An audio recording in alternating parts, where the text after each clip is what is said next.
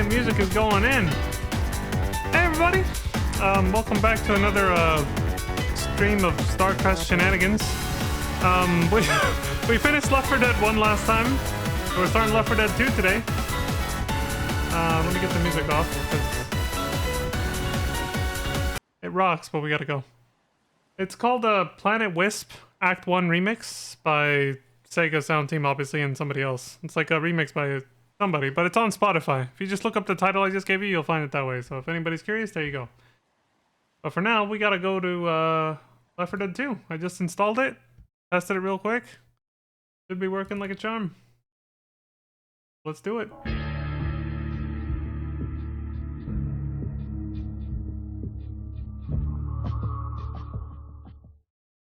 Same opening.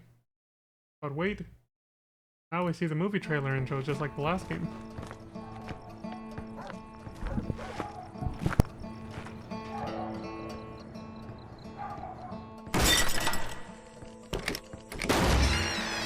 Report unusual behavior. Barricade your homes. Avoid all contact with infected individuals. Wait for official instructions. Wait my ass. Kill all sons of bitches. That's my official instructions.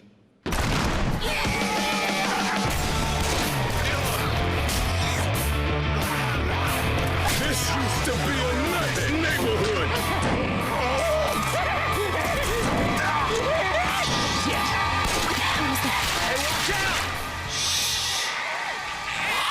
This is some grim shit we got ourselves into. Get back! Who the hell puts an evac station up 30 flights of goddamn stairs? Come on, Coach. Maybe the helicopter. Maybe it's made of chocolate. You son of a... Hey, where is everybody? Hello? Oh, this is not happening. Anyone here? This is not happening. This is not happening. Aren't they supposed to be saving our asses? Looks like there's been a change of plans.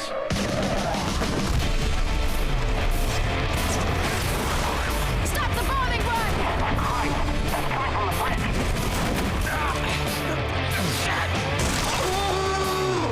It's got me! Hang on!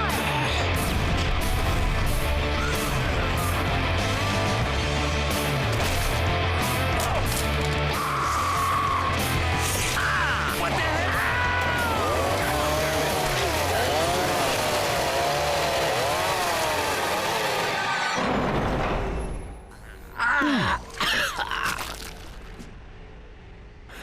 Holy shit.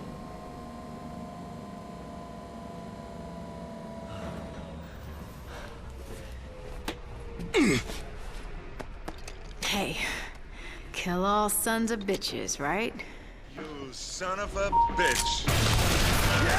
I have not come this far to die now.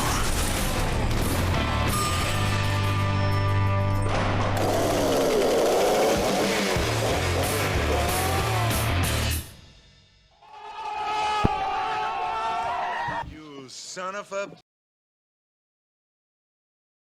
Now that was fucking sick, wasn't it? It's like they took everything that worked about the cinematic like movie trailer opening from the first game and just made it 10 times better. See, the first game's intro was, I mean, yeah, it was cinematic, of course, but it wasn't set up like an actual movie trailer. But they actually went with that in this game, which I thought was pretty fucking cool. So there you have it. That's the intro for Left 4 Dead 2. We got our new cast of characters. There's, you know, a new storyline. And that's all I'll say for now. But I dropped some hints about the story in the last game. So for those who were paying attention, you know, you have that to go on.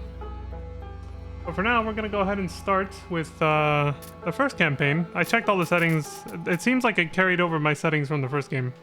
Like everything, my system settings and everything were already the same.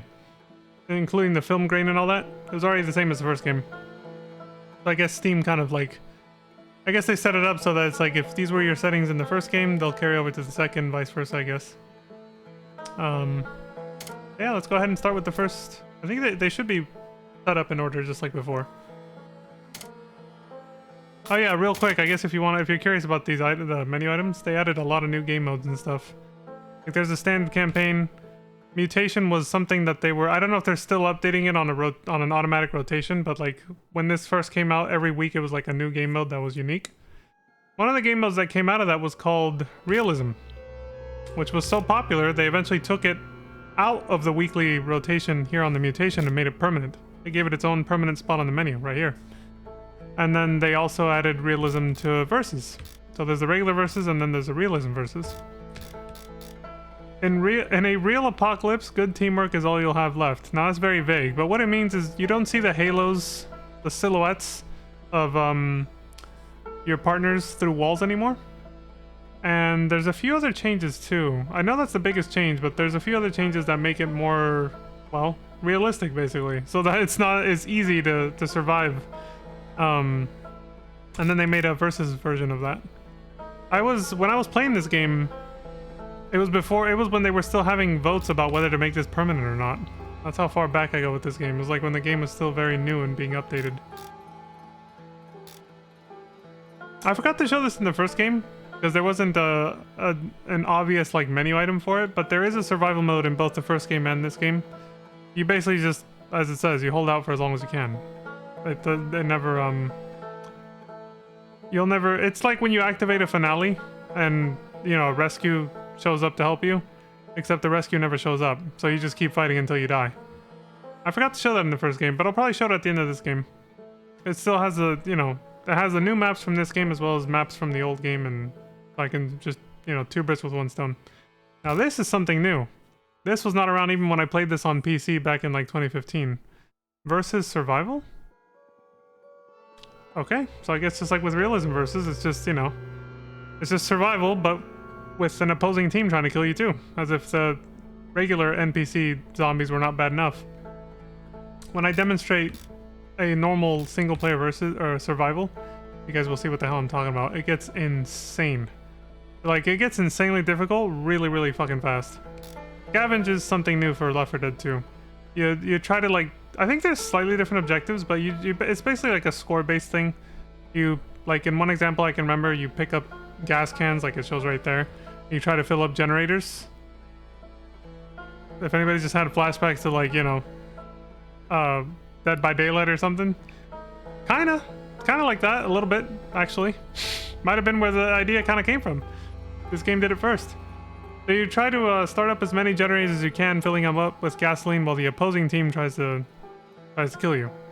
The infected team. Anyway, there you go. I just wanted to explain some of the menu items and not just leave it up in the air. Alright, single player campaign, and it starts with Dead Center.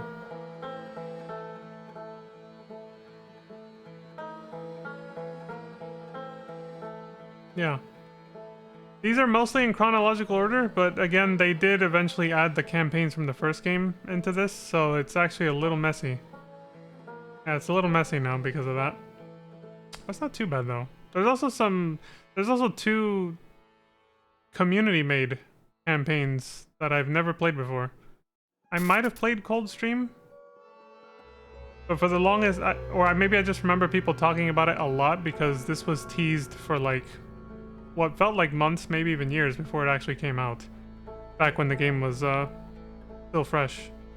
So I don't think I stuck around long enough to see it because I don't remember it. Maybe I played it once back in like 2015 or so.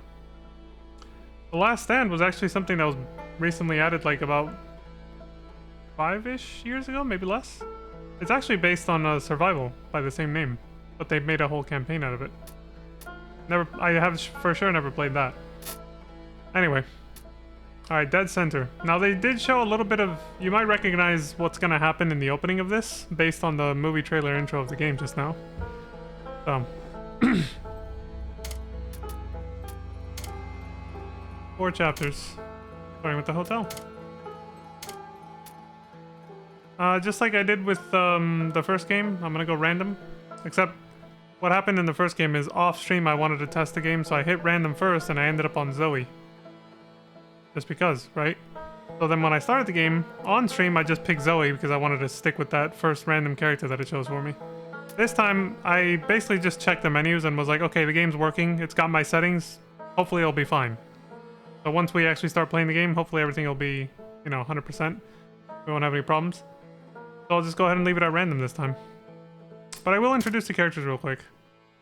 So we got Nick, Rochelle, Coach, and Ellis. These are new characters we saw in the trailer just now. Movie trailer, the opening of the game. Go ahead and read their bios based on okay, where did I put that? Go back to my server real quick. I know I pasted it somewhere around here. The link to the character bios that I read out last time.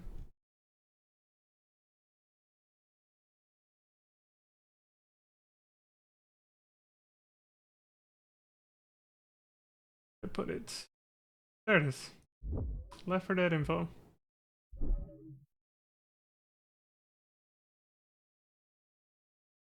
Gotta scroll down quite a bit for this one. Alright, yeah, so for the Left 4 Dead 2 cast, we have, going by the article, it starts with Coach. It says, Coach has a big heart and a healthy appetite, and a wicked swing with a chainsaw. After a knee injury ended his career as a defensive lineman in college. Oh, so he's got a knee injury too, just like Bill. Coach salvaged his physical education degree, barely, and landed a job teaching health at the local high school in his hometown of Savannah. Working as a defensive coordinator for the freshman tour team might not have been the best path to a pro coaching career, but it's come in pretty handy in guiding a group of survivors to safety. Coach has watched his beloved hometown get ravaged by infected. Now it's time to deliver his own brand of southern hospitality.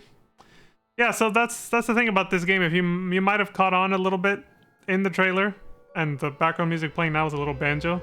This game has a bit of a southern vibe to it, like the southern United States. The other game didn't really specify what region in the US it took place in. It was just kind of a generic city and, you know, farmland on the outskirts or whatever, and that was it. This one, the geography plays a big role. They actually will, since they actually decided to do the whole continuous story and make all the campaigns connect to each other, they actually do talk about the geography quite a bit and how, like, what route they're traveling throughout the states between each campaign. Dude, where's my mouse? There it is, Jesus. Okay. Alright, now we're moving on to Nick. It says, he's a lifetime of drifting from city to city, finding back alley card games and trying to stay out of jail, has taught Nick 2 valuable lessons. Don't trust anyone, and look out for number 1. Play selfish as hell, basically. He'd come down to Savannah looking for some gullible fish on the riverboat gambling cruise circuit. Instead, he found the city about to be engulfed by infection. Now he finds himself forced together with 3 complete strangers in a fragile alliance that goes against every instinct he lives by. Looking out for himself, basically. And only himself. But he's gonna have to learn to trust them if he wants to survive. He's gonna have to learn how to be a team player, basically. Which, true, we've seen what this game is like before. You cannot survive alone. That's insanely hard. Speaking of, again, I don't know if the mutation is still rotating on a weekly basis. Kind of funny that it landed on this right as I said that. Last man on Earth. You will become legend to the infected as the last human left. So this mutation is actually that. It's you playing by yourself, no teammates. That's it. You're completely alone. So needless to say, if you get pinned by a hunter, a smoker, or like the majority of the special infected that completely incapacitate you the minute they grab you, you're just fucked. But I think the way they balanced it is that there are no special infected. I think it's literally just you against normal zombies. I think that's the balance. There's just endless hordes. Well, almost. You've seen how many zombies spawn. It's just, it may not be endless, but when you're by yourself, even with that many even without special infected, with that many normal infected, by yourself, it's not easy. they'll chip away at your health pretty fast, and you won't last very long if you're not careful, if you underestimate it. But that would be Nick's favorite game mode, maybe. Also, the funny thing is your character will just be... It was difficult to demonstrate this, and I completely forgot until just now, in the last game. If your whole team dies except one person, that one character who's still alive will just be yelling out, "Hello? Anybody out there?" They'll just be saying some variation of that in their own, like, personality, their own, like, you know, they have their own lines for it. But, like, it'll happen in both games, in Left 4 Dead 1 and 2. All the characters have lines for if they're completely alone. So if you play Last Man, or sorry, what was it called again? Last Man on Earth. If you play that, you'll just be hearing your character constantly yelling that out. It might actually get annoying after a while. But whatever character you pick will just be yelling that shit out the whole time. I'll probably demonstrate it when we're done with the story, or maybe even at the end of today's stream, because I'll just go in real quick just to show it. Alright, anyway. A little sidetrack there. Alright, Rochelle's the next character. Her bio says, as a low-level associate producer for a big-name news station, Rochelle's job mostly consisted of lugging cables and fetching coffee. But when the outbreak hit and staff started calling in sick, Rochelle got a break, producing a segment from Savannah about the evacuation center located there. She was still setting up the cameras when her big story became a war zone, but that doesn't mean she's letting go of her dream job yet. Surviving a zombie apocalypse is just something else she can use her wits and drive to produce the hell out of. Her career as a TV producer, alright. And then we got Ellis. Probably my favorite character in this game, in this entire game. And probably across both games, actually. Though Zoe gives him a run for his money. It's between Zoe and Ellis.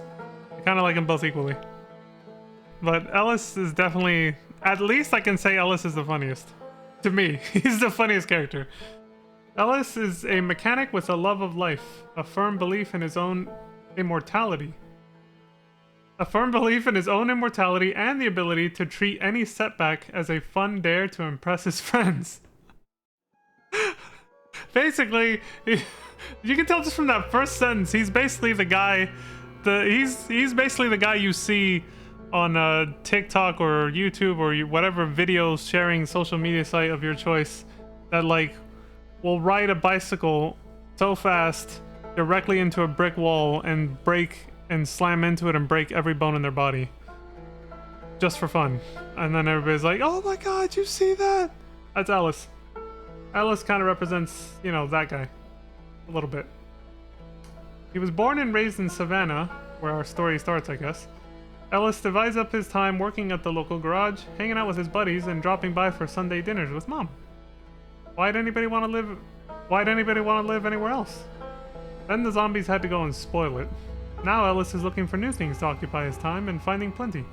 It turns out the zombie apocalypse is one big dare, and there's no shortage of crazy stuff he can try to impress his new buddies. His new buddies being, you know, these other characters we just, you know, introduced.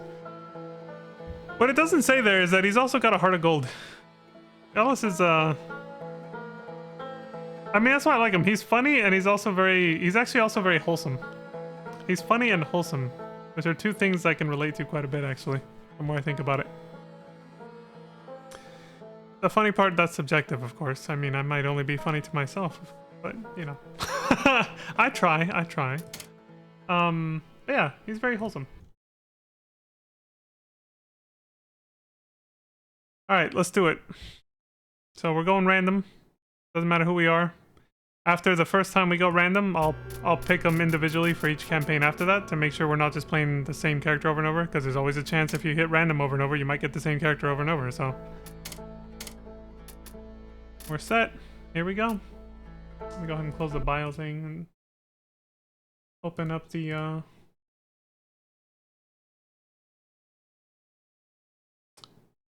game starter. Dead center. Prices aren't the only things getting slashed.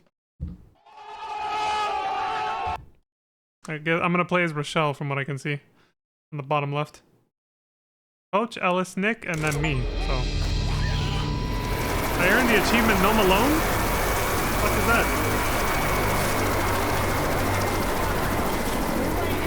Oh, heck. The rescue chopper's leaving. You think they saw us? They saw us all right, and they're not coming back. Everybody calm down.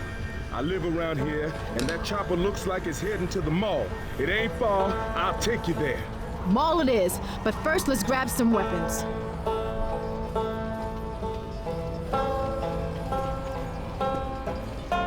Yeah, this was the part where Nick gave the epic, you know, action movie one-liner. If that's what you want to call it. I don't know. It's like that. It's just that, you know, it had so many there were so many movie trailer tropes. I don't even know where to begin, or even how to describe them. But like, you know, they got here and the choppers were taken off, right? And then Coach was like, I thought they were supposed to be saving our asses. And Nick, you know, gets all gritty and the camera zooms in on him and he says, looks like there's been a change of plans. It's just like, yeah, I'm ready, all in. it's just, it's so cheesy on purpose. Like, it's cheesy by design. What is this hotel called? Havana? I think that's what it says right there. You might recognize this theme music if you pay attention to it enough.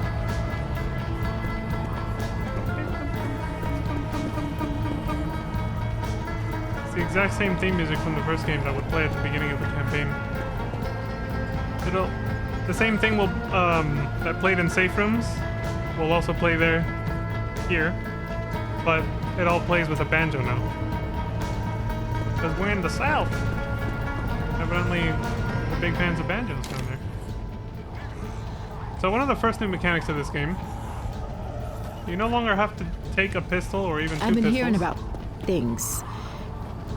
You know what? Never mind. But grab a weapon, trust me. So their dialogue here is like reflective of the fact that none of them actually know what the hell's going on. They all just kind of rushed here, looking to escape from whatever was going on. But they're not quite sure yet. You know, they haven't actually seen zombies up close just yet at this point. They just saw chaos in the streets and ran here as fast as possible like everybody else, and they were the only ones who made it to this particular rooftop. So what I was going to explain before she said that and I got a little sidetracked. This is the classic dual pistol setup, but if you notice there are two different pistols for some reason. I don't know why they did this, but the one on the right has a flashlight now instead of the one on the left. Actually no, it was always the one on the right that has a flashlight, but it's two different models of pistol. I'm not sure why they did that. The left one's a Glock. The right one, I'm not sure what that is. But the way they sound is the most important thing. Listen to this.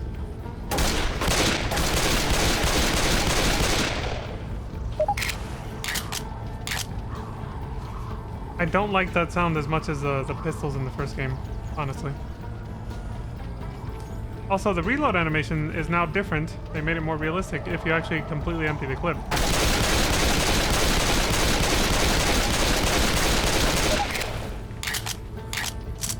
Realistic. The slide goes all the way back on the gun to let you know it's empty, and then you have to, you know, put it back into place when you reload it. Alright, so what I was saying is that you can now choose between the pistol or two pistols like before, or you can go with melee weapons. They introduced that in this game.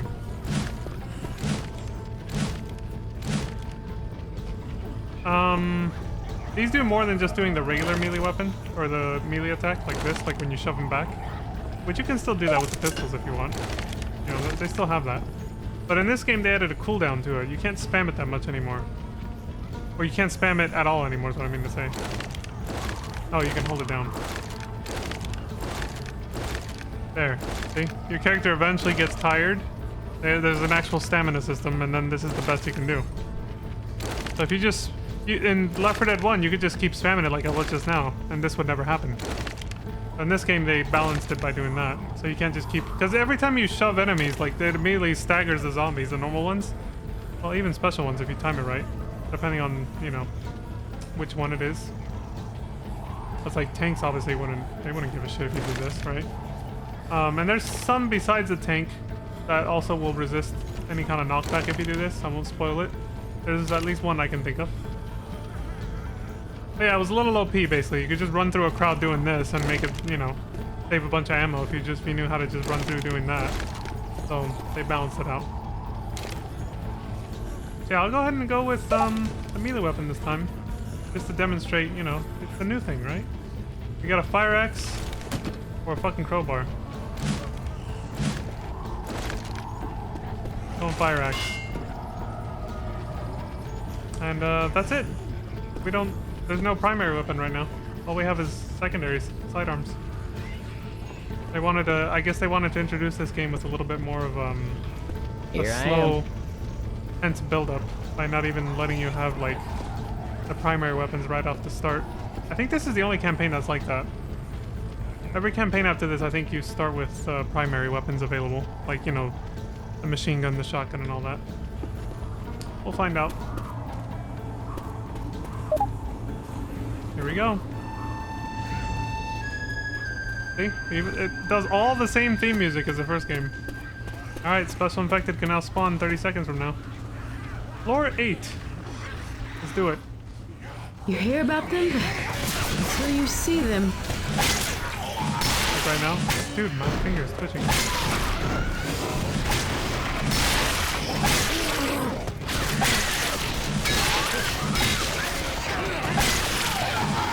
Jesus, the blood splatter.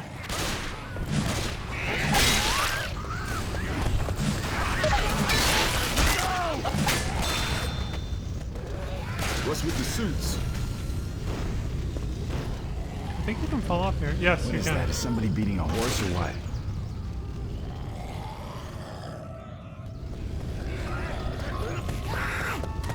Fucking hunter. Fuck that. Jesus. Okay, Rochelle. You just beat a zombie to death. Everything is just fine. It's a tongue guy! Smoking guys. They're smoking guys. Oh shit, okay, that's one of the new ones. They showed it in the trailer. The spitter.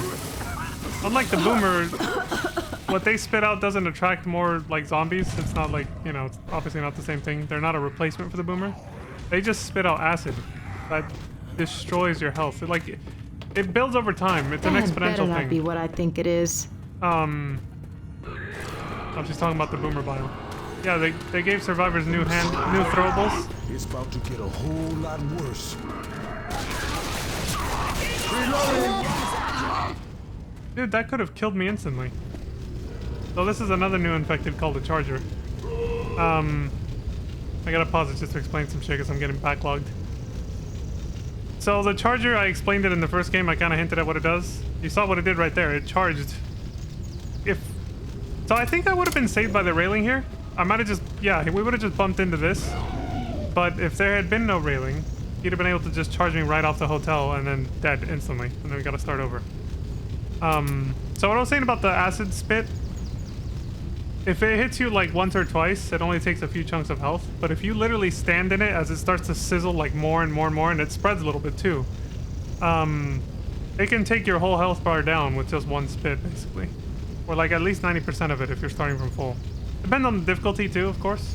And versus mode has its own like set for how much damage it does. But yeah, the longer you stand in it, the more damage it does over time. It's not just like, it's not just a steady state form of damage over time that just starts like, oh, it only does 10 points per second. No, it goes like 10, 20, 30. Like it just starts doing more damage the longer you're in it.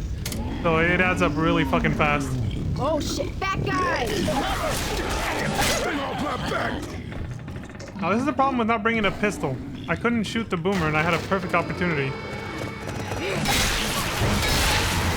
If you only have melee weapons, you're completely at the mercy of the boomer.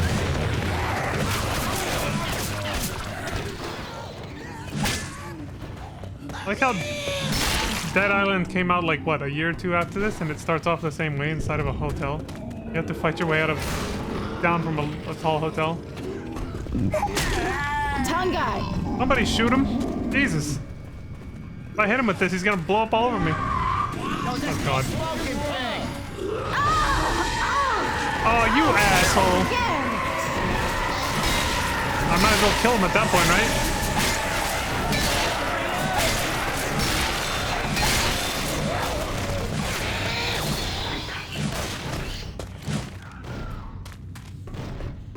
Reload. Damn it! Just wash this.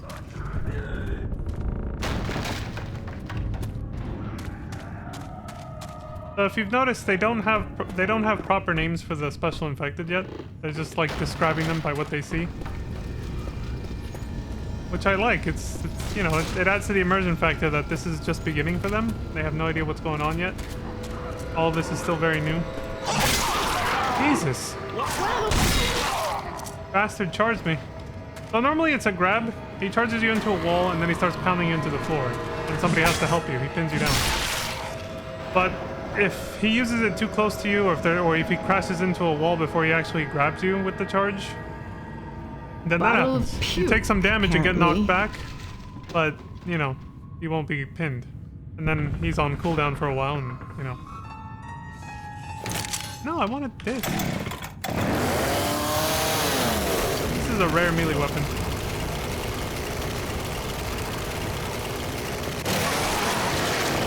But it has a limited amount of gasoline, obviously. And it does go down even if you're not using it. Like if the engine is running, then it you know. Oh, what is this shit on me? Oh, this is a new pistol. This is my favorite secondary weapon. You don't get to dual wield this pistol, but it's a fucking Magnum, so...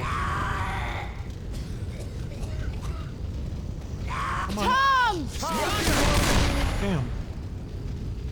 That had better not be what I think it is.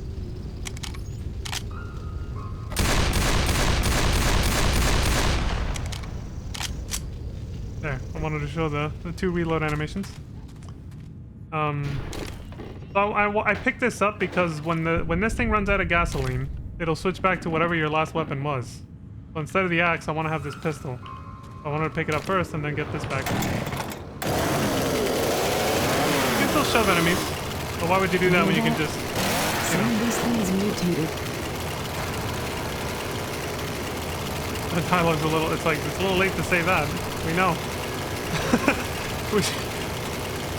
Between the boomer and the charger and everything else, it's I heard like, yeah. Atlanta already fell. That should sound familiar to anybody who watched the previous episode, the end of Left 4 Dead 1. Why is the ground shaking? Okay, so is this where we're at?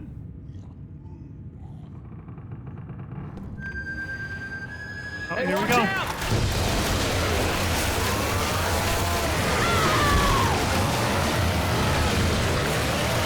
This is what this was made for.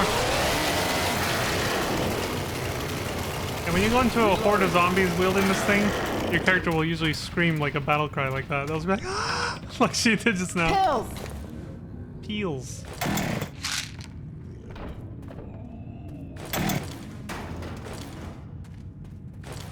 Anyway, we were looking at this map. Can you read this? That's too... Beta. Wait, what? Evacuations... That says evacuation. Or is it just a stupid cup? Okay, it's the cup. Jesus, I was like, what the fuck? Cup was making the U look closed like a D almost. Evacuation center routes, region 3, South Atlantic. So here's a map of the whole US. I'm guessing these cross outs are, you know, places that are fucked. I'm guessing. This is the goal, that's right. Close to Baton Rouge. So we're heading to... We're gonna head to Louisiana, according to this map. Because it seems like that's... They've circled it as like a place that's still okay, and the crossouts are like, this place is fucked. And the game starts in a place called Savannah? But I'm not sure where that is. I'm assuming it's somewhere in this region here. This is where we're starting, close to like New York and all that. We're gonna be traveling southwest to Louisiana. So that pretty much sets the tone for where our survivors are headed. Because they needed to give them a goal for where they're going. Since the campaigns all connect to each other, like I said.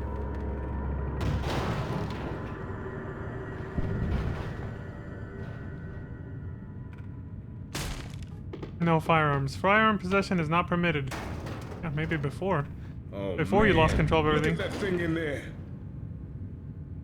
Savannah something. You may already be infected. Expert warns. Green flu hits. Airport shut down. So we're seeing evidence of the early days of when the infection started spreading. Boomer. Holy crap, the East Coast is boned. Yeah. COVID hit hard in this timeline. So Sita has apparently given an official name to the Boomer, which our characters right now just say big exploding guy or whatever they said. Also, hi Alucard. Hope you're doing well, friend. Yeah, I like how it's just the East Coast. Like, what happened to the... How come, what, is the rest of the country fine? There's no exits over here.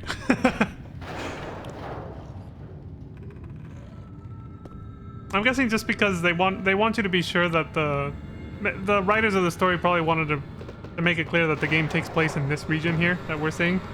And that's probably why they did that.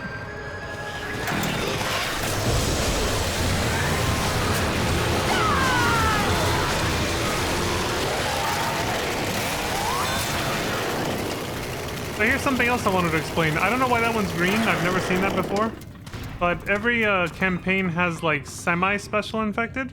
So unlike like the Boomer and the Charger and all that stuff, there's also just regular zombies. They're like normal, but they have a slight quirk to them. For this campaign, it's the CEDA officers, or whatever the hell you call them. Dudes in hazmat suits. They're usually carrying this thing, what I have in my hand, which is Boomer Bile. It does exactly, you know, what a Boomer does, you know, when it spits or vomits all over you. It attracts a horde. However, the survivors having it, when you throw one of these, it does the same back to them. So if you hit a bunch of zombies with this stuff, the zombies will all start fighting each other, basically. So exactly the same thing, as, but, you know, it's just fighting fire with fire, I guess. Adrenaline shot here. Well, somebody took that from me before I could get it, but that's something else that will replace the pills. So that's something you can change with the pill slot. This is interchangeable with a pipe bomb and a Molotov. I guess you could think of the Boomer Bile as basically a pipe bomb that doesn't explode. You know, it'll keep the horde distracted somewhere else while you can get the hell out of there. You know, but it won't cause an explosion like the pipe bomb, obviously. So it's like a slightly inferior pipe bomb. But it's also kind of a fun alternative if you want to do something. Like there was an achievement for throwing one of these on a tank. So you can hit a tank with this. You'll know if you hit something because they'll get like a purple glow, which is not too different from the yellow glow that we get when a Boomer like vomits on us. When you hit something with this, they'll glow purple. So you can throw this on a special infected, and then they'll get attacked by the regular infected. So it's kind of like this karmic justice kind of thing. But like now these zombies are beating up another zombie. You know, it's kind of fun. So there was an achievement for throwing this onto a tank and then watching the tank get, you know, have to fight off a bunch of regular infected trying to kill it. I forgot to make a joke about that in the first game, but it is kind of funny how our characters seem to have superhuman strength. This isn't a good example, but when I was playing as Zoe in No Mercy, I believe, in the hospital, I punched open a goddamn air vent. It's just like I just like that, and it just went shattered. Like she can just shatter air vents with her fists, apparently.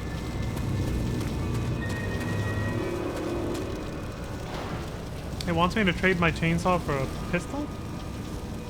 No, thank you. Alright, so I think I've introduced a lot of the new basic mechanics for this game. We need to find the stairs. Heads up! Bile incoming! How's it feel, asshole? Oh, they're gonna get hit. Oh, no.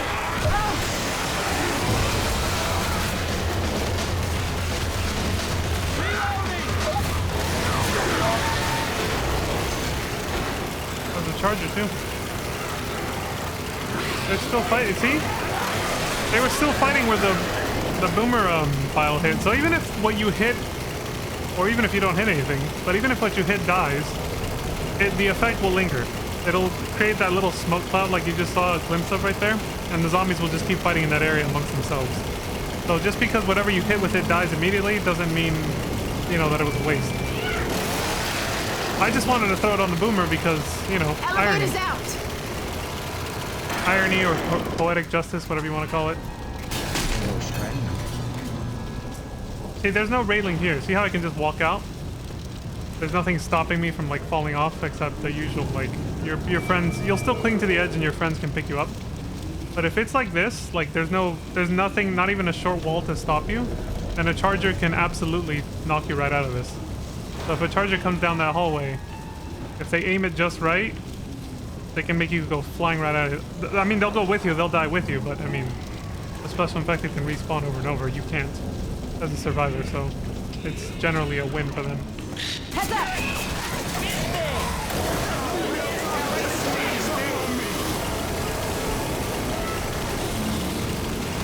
Oh! Oh god. Okay. I'm surprised we hadn't seen one until just now. The jockey. Lantis mentioned this a couple streams ago on a Left 4 Dead stream. She mentioned the jockey. It does exactly what she said. It grabs onto like your upper torso, your head, and starts trying to steer you into danger or at least away from your friends. It's another one of those where you're technically pinned. You can't do anything. You can't actually break free. Somebody has to help you. But you can. The game said it right there. You can sort of resist the influence a little bit. So if you like try to move in the opposite direction of where the jockey's taking you, it'll slow it down and stop you a little bit. But in the end, the jockey always wins, and it will steer you away wherever it wants you to go in the long run. You can't really like fully resist it. You can only slow it down. If a team is heavily distracted, a jockey can actually take you very, very far away from it. Jesus Christ! Surprise, motherfucker. Where they at? Sorry, Ellis. Oh, it's on my face! Fucking jockey. Another one spawned.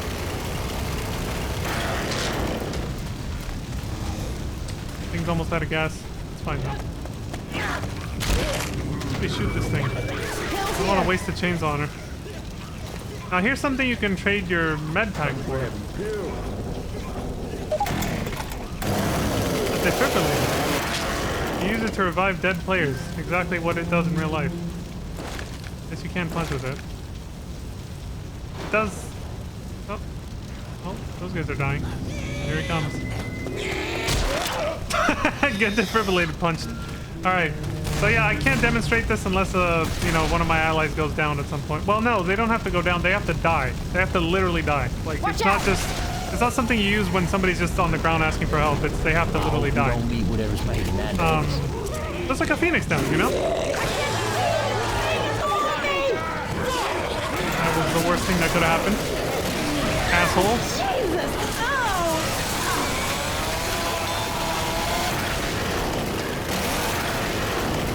Is that it?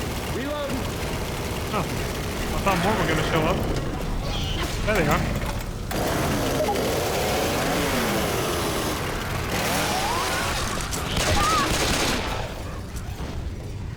Oh, never mind. It doesn't switch you back to whatever you were holding before. It switches you back to a regular pistol. I guess that's a balancing mechanic. They don't want you to hold a magnum and then have it ready for when you run out of a chainsaw. You just go back to a regular fucking pistol. Alright, so that's a balancing mechanic. The trade-off. If you want to use the chainsaw, you're going to lose whatever secondary weapon you had. Makes sense. Guess I gotta find a new magnum. Not going back to the old one.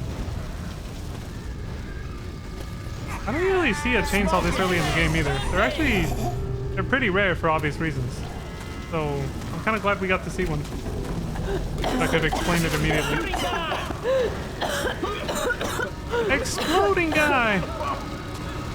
We saw the signpost from CETA, Ellis. It's called a boomer. It just happens to have the same name that our old survivors gave it. Adrenaline shot here. Okay, now I can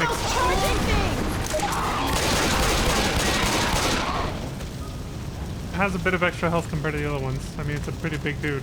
Not like tank level status, but you know, it's got a bit of extra health. So there's the pin that it can do. It just slams you into the ground over and over till you die. Or it dies. Because no, you can't knock it off like a hunter, if they pin you, you can just do that and get them off. Same with the smoker. The charger will not... You have to kill it. Like, unless you got a pipe bomb, but that'll probably kill it anyway also. but you cannot shove it off. You'll have to kill it. You have to shoot the shit out of it till it dies. Let's see, what was I saying right before that? Oh yeah, so the adrenaline shot. I was gonna demonstrate this and talk about it, but Nick stole the last one. It does something similar to the pills, where it gives you a little bit of temporary health, but this one gives you less than the pills. So you might think, okay, well, what the fuck? Why not just use pills? Well, because this has an added benefit. This gives you a bit of temporary health, not as much as the pills, that's the trade-off. But the positive is that it does exactly what adrenaline does in real life. It makes your senses sharper while it's running. It makes you think faster, basically. You process everything faster. And you also have superhuman strength, which in this game manifests as two things. When zombies hit you, if you guys didn't notice this before, I never talked about it, but when zombies hit you, any zombie, it slows you down. Which is, they talked about in the developer commentary mode, that we did last stream for the first game. It slows you down, and that's to keep you from running away from your team, so that you guys all stay together, right? That goes away while there's adrenaline. You will not be slowed down by zombies, but they can still block your way and stop you from moving forward. You still have to, get around them. But they won't slow you down when they hit you. So that's one. Number two, when you're using anything like a defibrillator or a med pack, it has a long cast bar where you have to you have to hold down the button until it fills up all the way, then you use it. All of that goes by twice as fast. So you can heal yourself with a med pack twice as fast. It won't take that long. There's other things besides the defibrillator that I don't want to spoil yet. That can take up the med pack slot also. But they also have a cast bar. Those can happen a lot faster. So they're generally short in the first place. So you can revive your teammates faster as well. And those are the main benefits, really. Is you can do everything faster because you're on adrenaline. That makes sense. But aesthetically, your hearing becomes sort of sharper but muffled. So it's like muffled, but you can also distinguish sounds better. Your vision becomes a little like, I want to say blurry. It's like, I'll just show it because it's easier to do that than try to describe what it looks like. But I wanted to explain mechanics you might not see because we're not in a situation where I need to do most of the things I just described. So I wanted to explain that before I used it.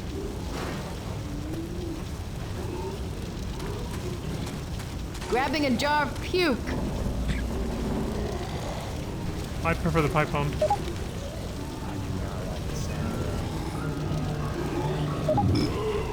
Fuck you. Ooh.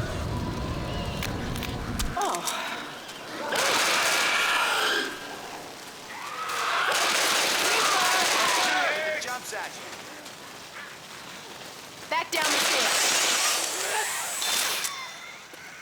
So I move a lot faster, and my senses are sharper. And it just wore off. Yeah, it's only it's only like 15 seconds or less. I didn't really keep track right there, but very short, burst of energy. But if you know how to use it right in certain situations, it can save your life. It can save your whole team's life, actually. Pills here. If all your teammates are down, you can pop that and then pick them all up within seconds.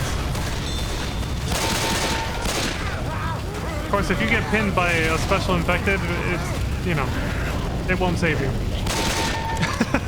You cannot, it does not give you the benefit of being able to, break free. If you're pinned, you're pinned. You're still fucked. Look out.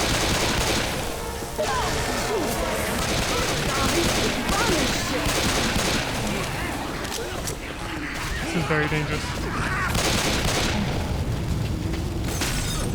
Let's try the ledge.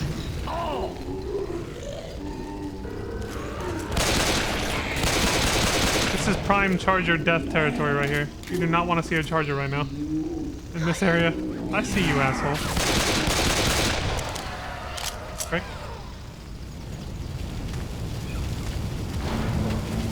Just because of boomers, I'm not going to use melee weapons a lot. I just wanted to demonstrate the fire axe at the beginning. And the chainsaw, of course. But for the most part, I'm not really going to use them too much.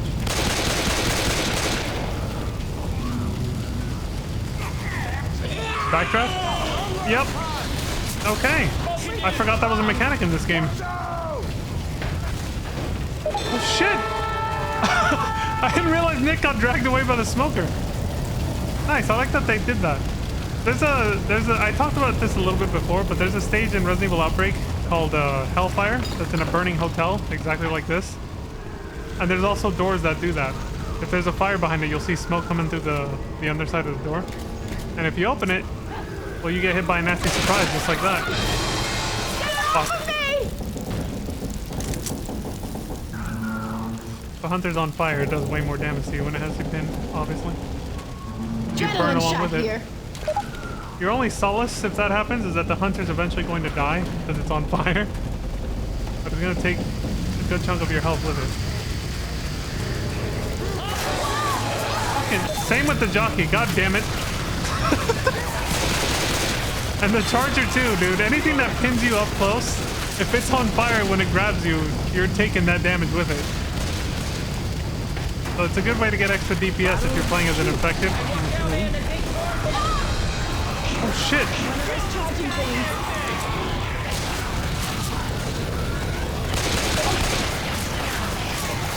Grenade!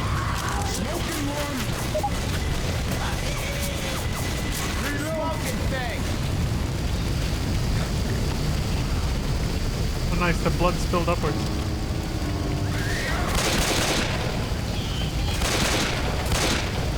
Reloading.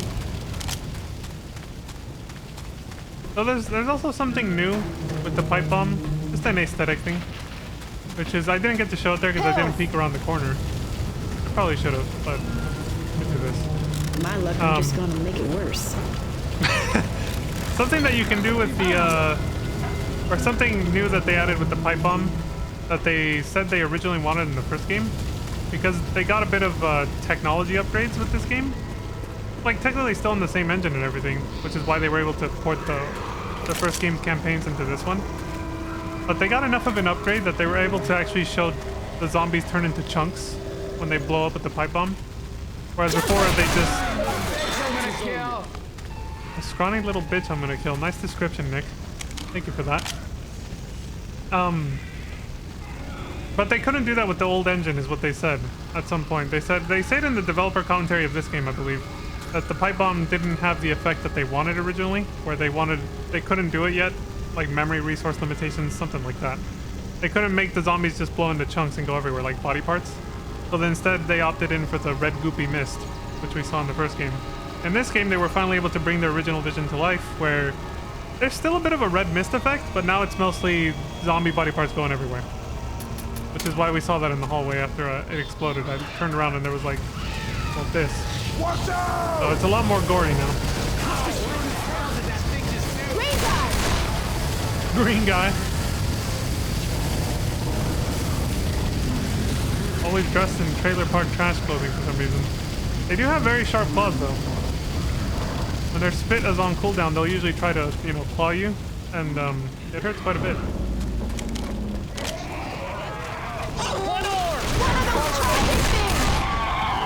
Something that happened just a few, like a minute ago when the last charger attacked me over there in that corner, is the charger can only grab and pin one person. But if everyone's close together when it charges, it'll send everyone flying and leave everyone stunned for a good chunk, of time. That's what happened to me. Is he grabbed Ellis when he charged, but I got hit by the charge as well, so I was knocked on the ground and it took a second for me to get up to be able to help him. So that's a good way to make sure you do a lot of damage before they kill you as a charger, is to hit all of them. So then they all go flying and they have to get their shit together before they can help the guy you pinned and start beating him up, you know?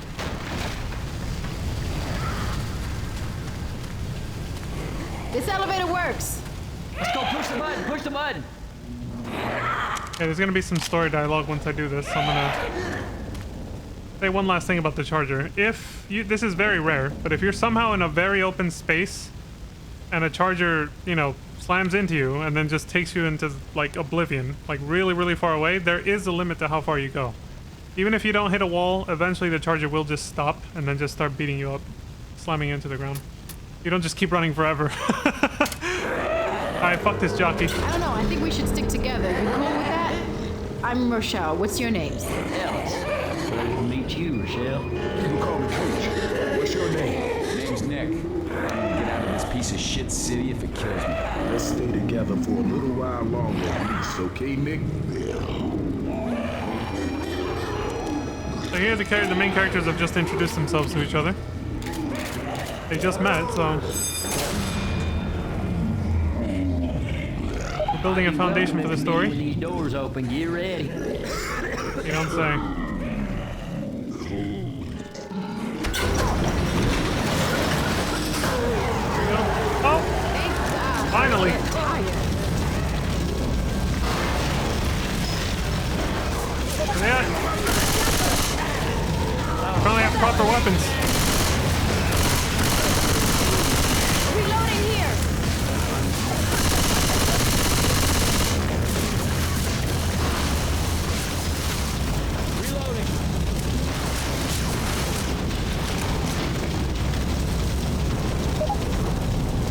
fucking building is on fire.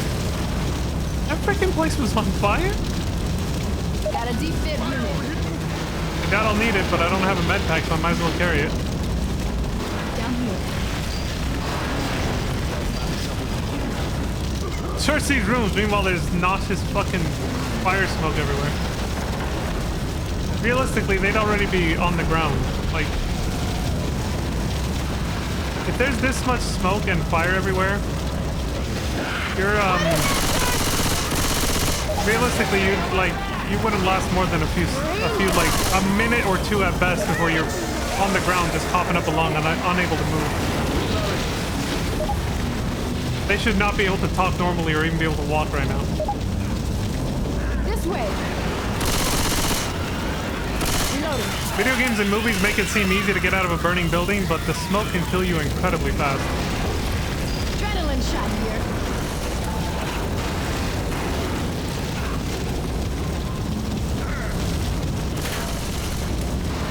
Also, fire spreads a lot faster than this. Here, it's not even moving.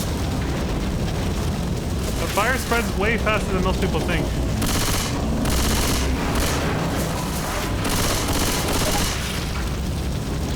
Reloading.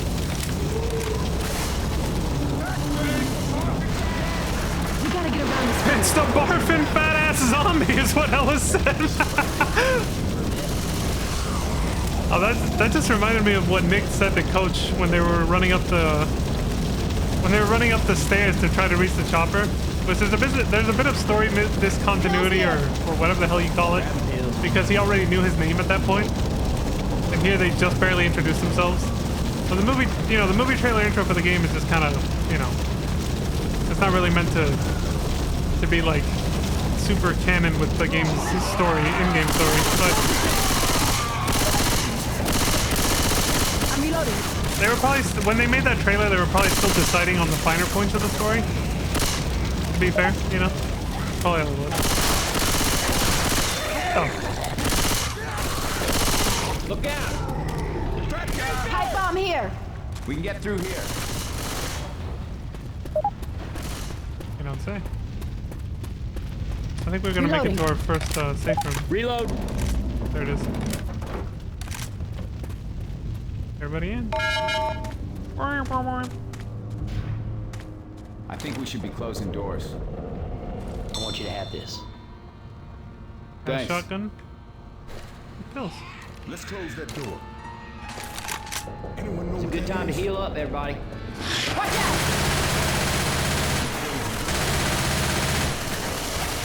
Reloading. This is the old submachine gun from the first game. I'm a Not like- reload. Not like the silenced one I was just using. I like this one better. It's more satisfying. The sound effect is more satisfying than the new silenced one. Get this thing off of me! From a gameplay perspective, I don't really know the difference between them. Between this submachine gun and the silenced one that I just had, I really don't know if there is much of a difference. It could just be they just wanted to have a more variety of guns. I don't know. Let's try closing. They're both doors considered behind tier 1 weapons though. Reloading. I wanted to heal before we actually, actually where? I think we should keep that door closed. Oh yeah, they're right there. Okay, so we got 4 new med packs, so I'm gonna go ahead and heal Nick right now. Fussing and let me heal you. Yeah, why don't we just close the door? There.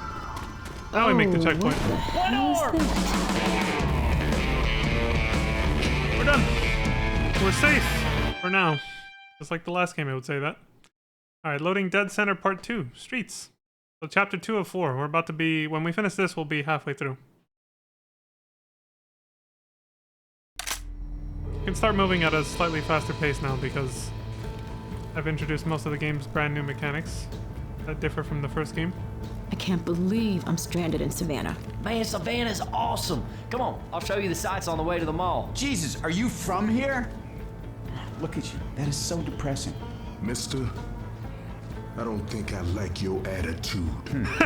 This would be really awkward if I gave a shit about your feelings. Okay, Nick. Being an asshole may have worked before, but you can change that tune now if you want.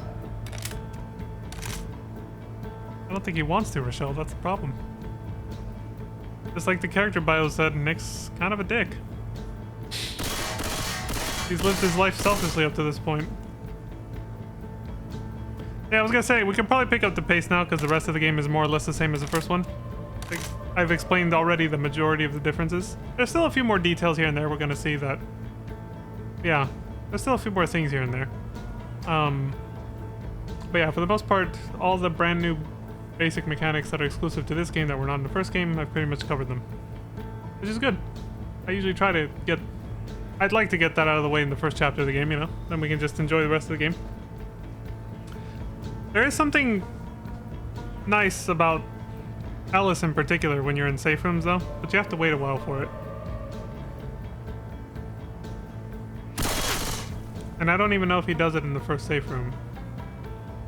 But almost every single safe room after this, he has unique dialogue that plays if you wait around long enough. I'll put a timer so we're not sitting here too long. But it doesn't take terribly long. I'll give it 5 minutes at most. I'll probably even stop the timer earlier if I feel like it's not going to play.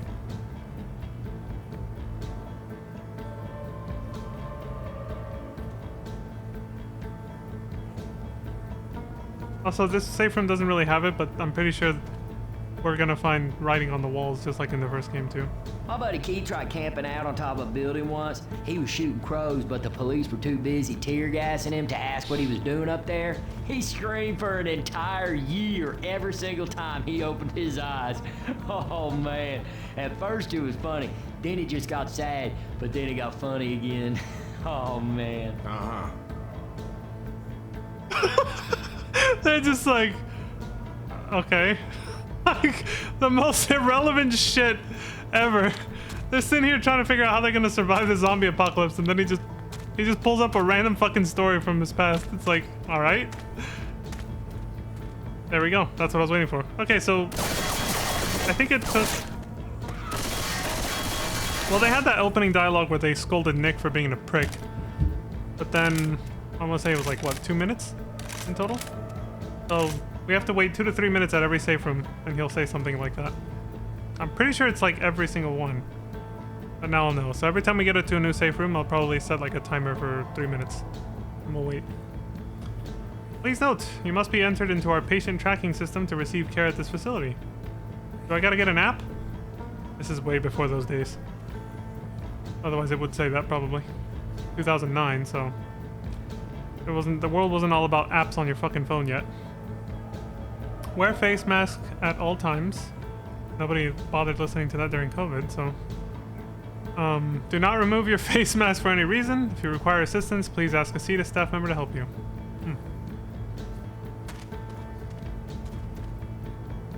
Eligible. Medical transport timetable. Okay.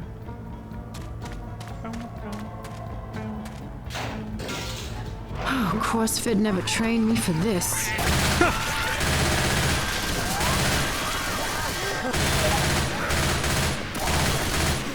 CrossFit's not a bad exercise regime though. Or regimen. Alright, get the hell out of here. Reload!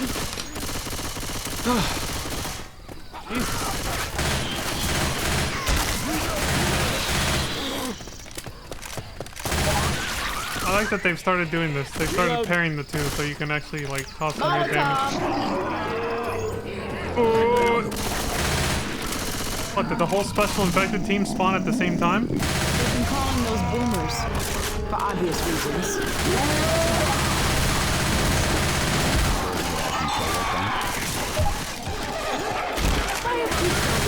What did he say? Damn it, I'll have to look at my VOD. I didn't catch, even with the subtitles blended into the background. I'm a reload. Nick said, so that's a boomer, huh? And then he said, it's sad to see an eating disorder turn into something. I don't know what it was. Fucking Nick, dude. Again, it just reminds me of when he told Coach maybe the helicopter's made of chocolate because he was trying to like incentivize him since he saw that he was a big dude. Nick is such a fucking prick.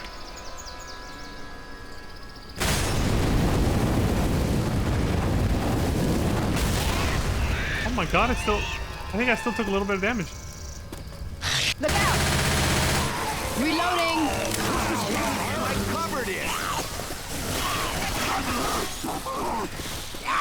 Pipe bomb! Smoking dude! Smoking dude. Emphysema dude is what I call him.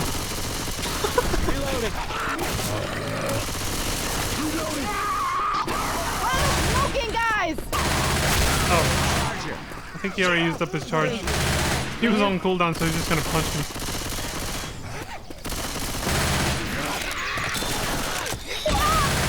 We're heading the right way to the mall. Oh yeah, Coach said he was gonna lead us there. Oh my god, is that a grenade launcher? Thank you, Rochelle. You said it better than I was gonna. This is another limited weapon, just like the chainsaw. You cannot reload this by picking up ammo. This is like once it's done, it's done.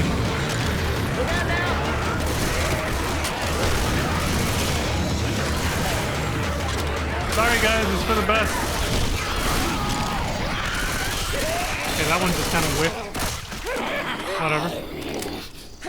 Get the fuck away from me. Oh my god! Ripping him up. That thing's ripping him up. Tearing out his insides, yeah. Vita Evac, Liberty Mall. Reloading. What the fuck? Why? I don't even know why I'm laughing, okay? I don't know why I found that funny. Coach saying that thing's ripping him up. It's the way he talks, I think. It's the way Coach talks more than anything. Hey, I'm reloading. Savannah. That thing's ripping him up. Yeah, his way of talking is... If I remember correctly, he doesn't talk the same way, but he was also an actor for one of the main characters for a while in The Walking Dead. That doesn't sound right. Watch out! Fuck you. Holy shit, that chunk went flying hella far.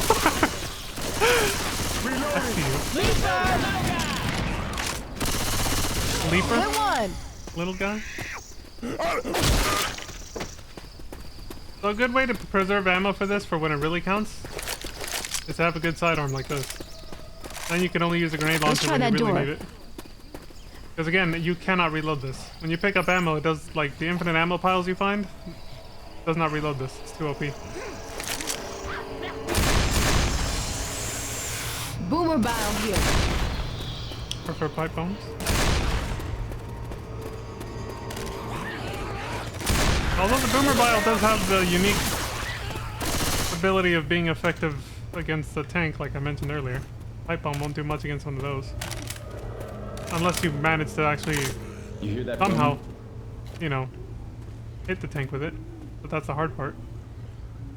The Boomer Bile will actually, you know, do a lot more damage to a tank. More reliably, I guess.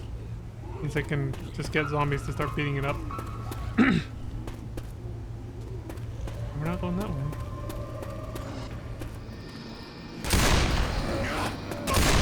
Mall must be close. Reloading. Watch out! We got a boomer. So recording those things. They're called hunters. So that's a hunter, huh? What's he gonna do? Go for a jog at me? It's making fun of how the hunter's dressed. Because the hunters wear, like, not knee pads, but aside from the hoodie, they kind of just look like they're sort of, you know, semi-athletic clothing, I guess. That's why he said that.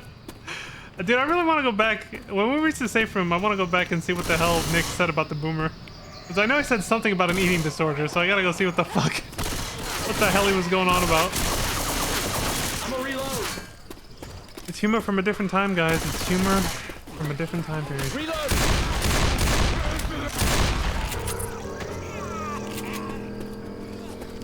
Reloading! Reloading. This whole city looks abandoned.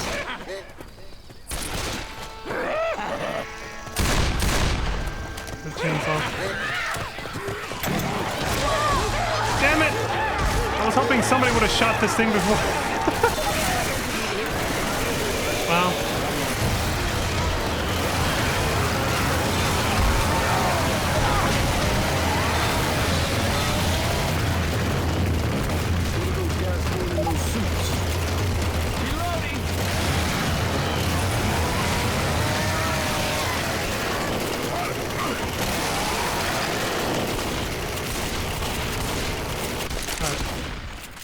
I don't want to end up with a shitty pistol when that runs out again. I just wanted to use that for that mob attack. Oh yeah, here's another melee weapon. Samurai sword. I think it swings it. Oh, nice detail. The crowbar and the fire axe don't sound like that when they hit the floor. They all have their own unique sound when they hit the floor. But yeah, I think that swings a little faster than like the crowbar and the fire axe, as it should. So that's the advantage of that. You swing a lot faster. I think. East Montgomery Street, Interstate 16. Those two literally just spawned right next to each other. I hear a jockey. Over the dumpster.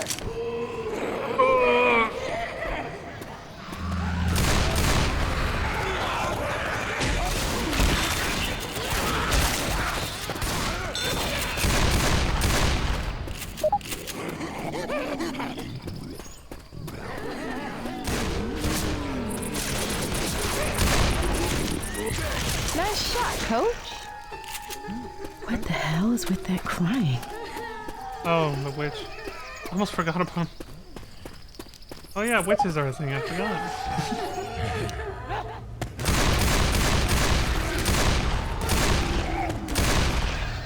There's a pipe bomb here. Crying's a little bit different in this game. They've been calling them spitters.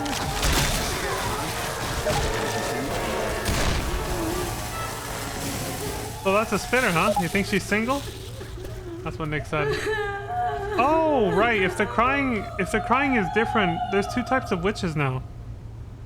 If the crying in the theme song is a little bit different, like it is, like you're hearing it right now, it's a witch that's actually walking around.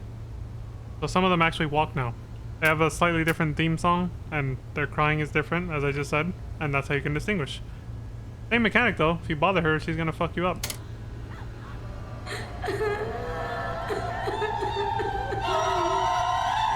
Just harder to avoid because she's walking around instead of just sitting in one She doesn't spot. sound happy. Oh, she's gonna go for coach. You got a charger around. Ellis. Jesus.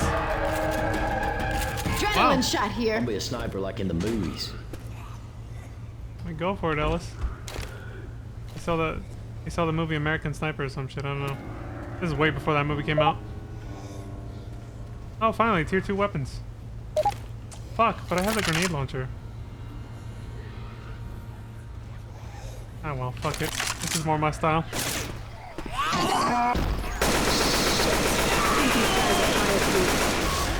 Fucking Pepega aim, I know.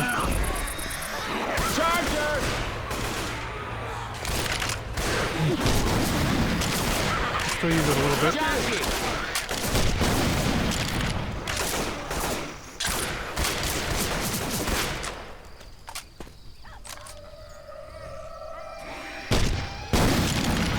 I couldn't tell. If I'm leaving this behind, I might as well use it, right? Gotta reload. Reloading. In case there's more coming around the corner. Shit! Alright.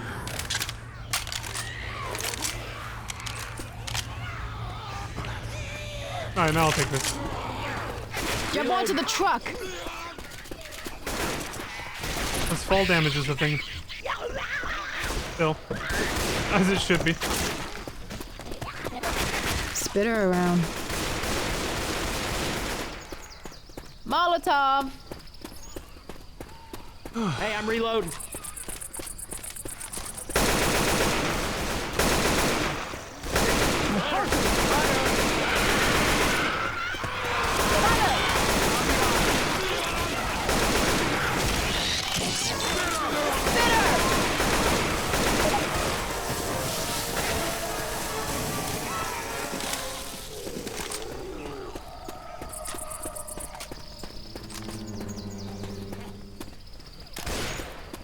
Pills here. Heads up. We're getting close to that gun store. Yay! An iron.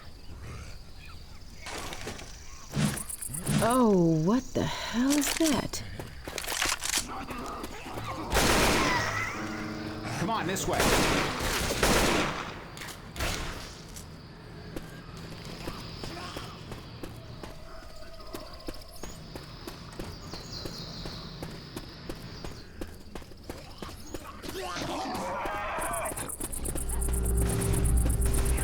Whitaker's gunshot.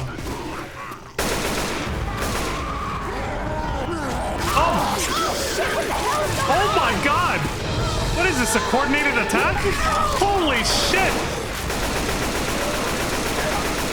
No idea, but I don't think it's friendly. So that's a tank, huh? Jesus, that thing. Oh, man. Ooh, all better now. We good, y'all. We good. Speak for I think yourself. that gun store's just up ahead. That thing nearly just fucking killed me, coach. Jesus. You'd think we were going up against a versus team or something. So when I heard the tank theme music, I saw a charger down there and I was very confused. I was like, wait. I was like, hold on, that's a charger. That's not the tank. And as soon as I turn around, the tank's like right there in my face. Motherfucker. You know? Thank God they shot the shit out of it while it had me in the corner though. It punched me one time and then a smoker pulled me and then the charger's sitting there waiting to do his thing too. It's just like, god damn, dude. Reminded that this is on easy mode. I was gonna comment on this earlier, but it does feel like this game's a little bit harder. Like the difficulty's a little bit higher than the first game because I'm playing on the same difficulty, yet it feels like I'm struggling just a little bit more. It's not that bad, like I'm fine, but it does feel like my health has been sort of, my team's overall health has been kind of declining a little bit faster in this game than it did in the first one. I think it's probably just because the new special infected are definitely a little bit harder to deal with. I don't know. Or the fact that we didn't have primary weapons like assault rifles until like the first save room, and they were just machine guns, you know? We started off with very little, in true survival horror fashion. We buy, sell, and trade used guns. Sorry, we're closed, under video surveillance. Business hours between something closed. Hunting and fishing license and permits available here. Open 364 days a year. I'm guessing the one day it's not open is what, Christmas? New Year's? Why does it look like a fortress on the roof?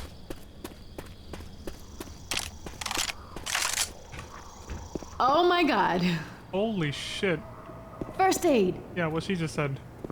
There's a fuck ton of guns here. Grab the loot! We're looting this place like New Orleans. Which we will eventually do when we get there. But, not there yet. Let me see the prices. A 2-for-1 special. Any two 9mm pistols, only $1,000. Realistic. A submachine gun for $400? That's cheap as hell. Machine pistol for $400.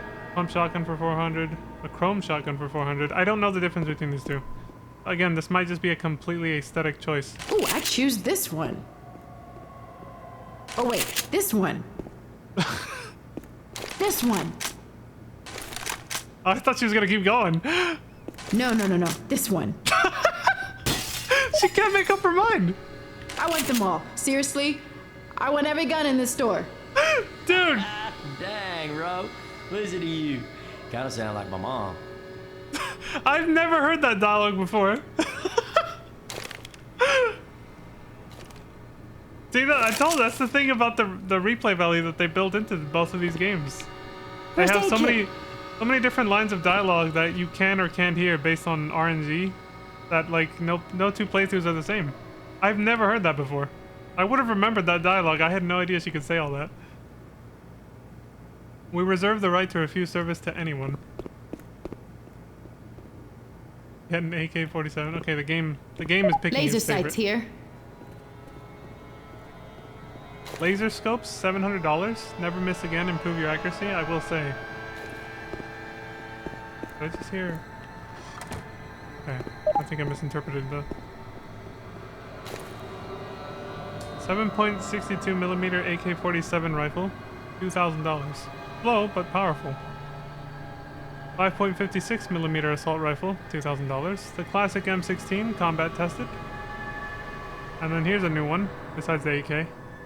5.56 millimeter combat rifle. They all use the same ammo type, apparently. Well, no, the AK-47 is bigger caliber. 3-round bursts for accuracy. So this gun shop works as two different things. It's the first campaign for a reason. Like, it's meant to be played first because this is just another way of introducing the game to you. But they tied it into the story. So story-wise, we're here in a gun shop. Gameplay-wise, this is literally teaching you the difference between all the different weapons. To these little lads. Riders of bad checks will be shot. Where is it?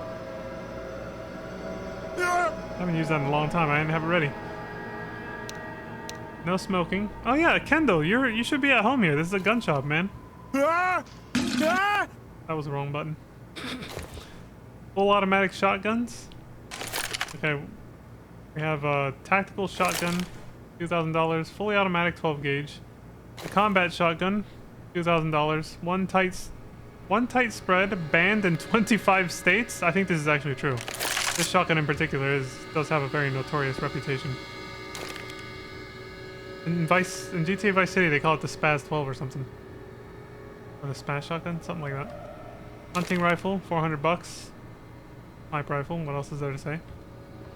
And then the upgraded version, the actual sniper rifle. The same as the AK, 7.62 millimeters. 30-shot clip, semi-automatic.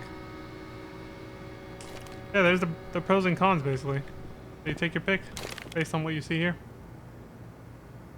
So my favorite is still the M16, because I find it to be, like, the perfect balance between these two.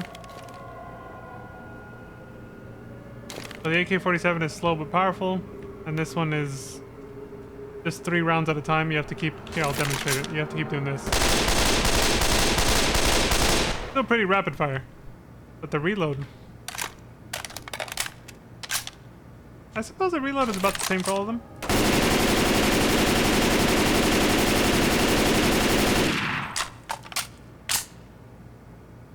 Maybe. But this one has a huge clip.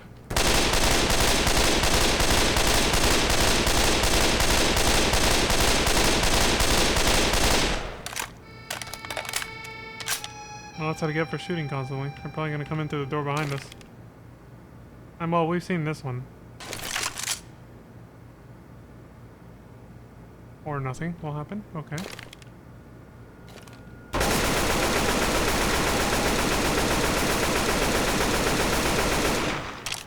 America! Did I ever show the full reload for this?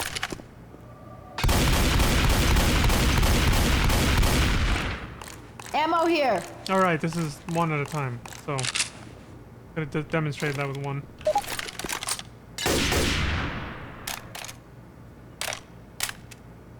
Does this one have an extra for, like, emptying the clip?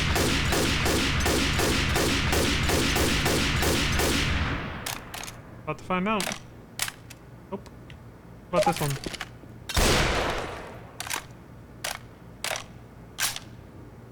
No, I think that reload animation is the same no matter what.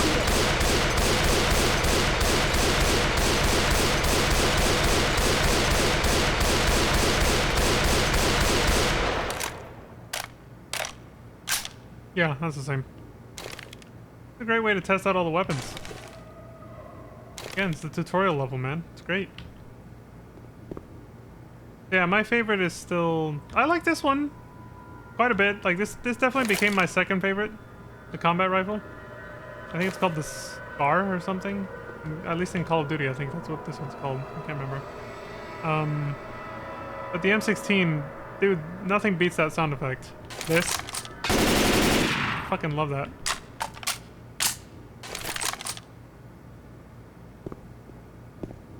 Anyway. Here's the Magnums. $2,000. A .50 Desert Cobra. Large bore pistol. Rare. Only 2,000 made. Damn, we've left behind like 2 or 3 of them. There's a first aid kit here. I still don't even think there's a difference between these two shotguns. That's why it doesn't even say anything. I'm pretty sure it's just an aesthetic preference. Do you like your shotgun with chrome or no chrome? That's it. I don't think there's any gameplay difference. Same with the submachine gun and the machine pistol. I think it's just aesthetic. But the advanced weapons at least have differences, like actual gameplay differences.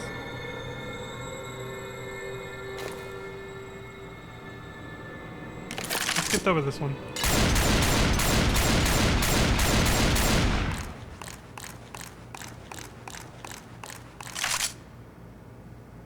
Not too different from the normal auto shotty. These might just be... Oh, I guess there's the main difference right there. One tight spread. This is a more focused blast than these ones.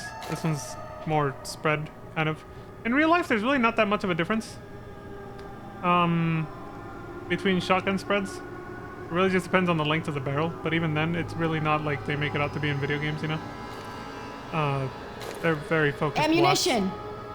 They're generally very focused blasts no matter which shotgun you get. But the biggest difference you can probably get is through a sawed-off. Because it's a super short barrel. That might actually, you know... That'll actually have good spread. But everything else... Really not that different. Laser sights here. It's like in video games, it's like they gotta find some way to make them different, right? For gameplay purposes. So here's another new mechanic for this game. Laser sights, or gun attachments. The laser sight upgrade makes your weapon more accurate. Not just for show. It actually makes your shots, like, more focused. So now there's actually a reason to want to hold on to whatever gun you picked. If you trade it out for another one, your new one might not have a laser sight included. So if you run out of ammo, you might actually want to hold on to it until you find an ammo pile, like this. So you can reload it without losing the laser sight.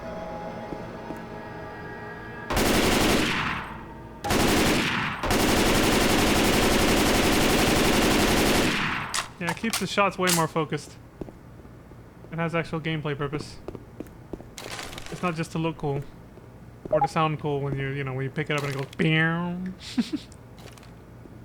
Alright, I think we're done checking out the guns. America. Laser sights here. I wonder if there's any gun shops that are actually decked out like this. Because a lot of these weapons are not just banned in 25 states, they're banned in like the whole country. Like you cannot, as far as I know, fully automatic weapons like these are just they're like impossible to get through legal means. Anywhere, as far as I know. I could be wrong. I've only fired automatic weapons at places that let you rent them to like use them at the shooting range right there, but not to like take it home. Okay, we read that. At the gun store in Las Vegas, I fired an M60. Laser sights here. I fired an M60, the really big machine gun. Not the M16, not this thing. And a shotgun and a little machine pistol. And of course a regular pistol. I got like a whole package deal one time that I went there, so. The store operates on 100% zero tolerance. Not surprised. I don't know what you mean by that, but take your word for it. Laser sights here. No smoking, personal defense training classes available, and handgun cleaning for 15 bucks. That's a reasonable price. I think I'd rather take guns to get them cleaned, because I saw a friend who actually owns and cleans his own weapons. I saw him clean his We got some laser sights. his AR-15, and I was like, dude, when I saw him take it apart, I was like, how do you even put this thing back together? It looked like it turned into a million fucking pieces. I was like, dude, what the fuck? How do you keep track of every small little piece you just took apart of this thing, man? Yeah, cleaning the guns looks like a bitch. I would rather pay the 15 bucks to have somebody else do it if I owned my own and wanted to, you know, talk to the gun shop owner. He's here. Hello? Mushy mushy. Hello there. Now normally when 4 blood-stained looters break into my store, I would shoot them where they stand. But you happen to have caught me on an opportune time. Take what weapons you need and come upstairs. I reckon. Climb back, you green-skinned son of a bitch. I thought I heard a gunshot. Reckon we can come to the corners. Okay, God. He's like, are we talking to God right now? That just reminded me of when a friend of mine said that they woke up from anesthesia one time from a surgery they had, and they were really hazy, obviously, and a nurse was like, you know, talked to them and said, hey, you know, like, and he just looked over at her and was like, are you God? Because they thought they were dead.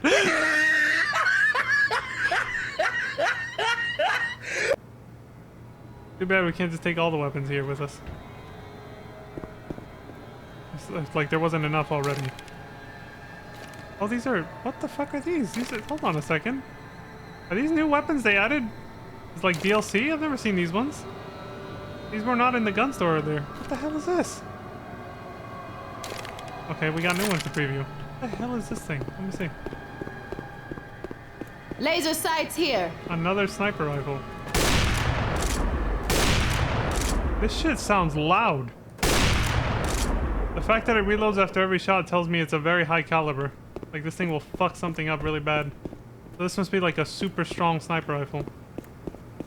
Alright. What's this? The MP5? Submachine gun, I believe? So dark in Laser there. sights here.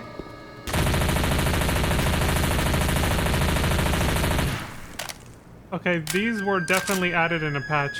I don't recognize these weapons at all. These are brand new. That's so cool that they... Oh, full reload animation. That's so cool that they, not only added new weapons, but they even put them conveniently into this back room for the gun store, so you can check them out. Are these different? Are there two different sniper rifles? They are. Wait, which one's the one I tried already? Oh, shit. I think this is the one I tried already, the big one. Yeah. Okay, let me try the other one. Oh, yeah, this one's a little different. You can get laser sight upgrades for all of them, too. Laser sights here.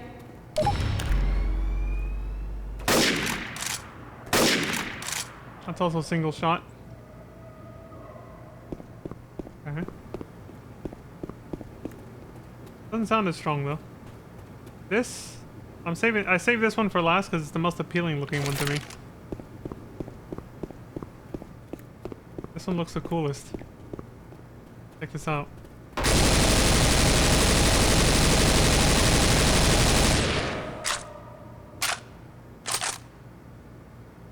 I'm taking this one. Laser sights here. I'm taking this one. Dylan! You son of a bitch. It's just because it looks and sounds the coolest. Does the scope? Oh, shit. I gotta be careful because you have to click in the mouse wheel, so I might accidentally do this. Yeah, I gotta be really careful with this one and not rely on that too much. Alright, so I was gonna take the M16, but let's try out one of these new weapons I've never fucking seen before. I'll be blunt. I need the code. And I won't let you through the barricade until I get it. Now go. I hear you, my man. I understand your need for snacks, but I just gotta be clear that if we get them, you are gonna help us. Those are my terms, sir. Under video surveillance. So he's talking to us through here and he sees us through this camera.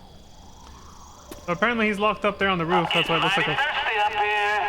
It looks like a fortress up there. Whitaker will destroy this tanker and clear the path. Oh, that right there. Can't we just shoot it and... Full of gasoline, so I'm guessing it's gonna break open that barricade there. Oh, we gotta bring him some soda. He's holed up. Probably planning to live the rest of his life in that gun shop. USA! Holding out against the zombies. And, his biggest concern is that he didn't grab soda before he went up there, I guess. Alright. I guess we'll go get it for him. He's in that shed. Jesus.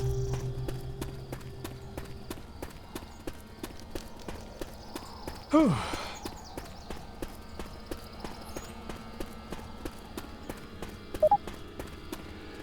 Save for less. I'm not sure if that's a play on food for less. The actual supermarket brand, or I think it's a little of both. Like, I was gonna say maybe it's also a play on, you know, left for dead, save for less, food for less. I mean, it all kind of works, I guess. Eggs, 99% a dozen, everyday value. Remember when eggs used to cost that much? Bread, 2 for 1 everyday value. God, I remember when eggs the price of eggs became the big drama. Only in America. I mean, I get it. It was a sign of something bigger, right? Like, we know why. Like, it's groceries in general were getting expensive, but for some reason, eggs were the main, like, example people kept going to for saying that groceries were getting expensive, which they still are. Not surprisingly. Okay, we got beer for $3.99 for a 6-pack. Sure you don't want us to bring you some beers too while we're at it? And we got milk. Something. $1.99. I don't think it's... Maybe that's just a dollar sign that got cut off. So $1.99 a gallon. Everyday value. Alright. Pretty cool. Here comes the alarm.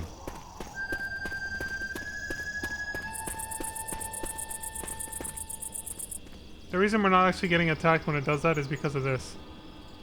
Whenever the game always backs off and lets you do, you know, regroup and take your time doing whatever when there's a crescendo event coming up. We saw in the developer commentary mode for the first game, that's what they're called, crescendo events.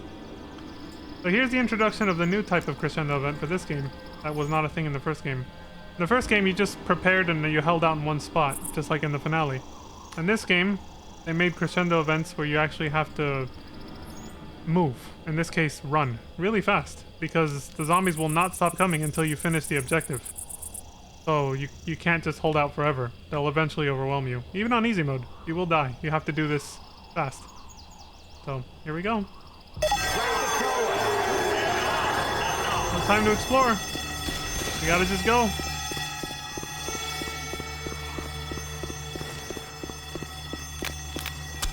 Alright, I got Whitaker's Cola, let's go! That way I don't get slowed down when a zombie hits me. I gotta depend on them to protect me though. I can't shoot. Oh shit! I meant to just grab the adrenaline, not drop the cola.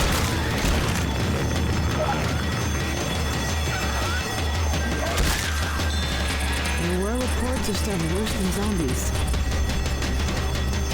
Worse than zombies? What do you mean? Is she barely now talking about the special infected that they've already discussed?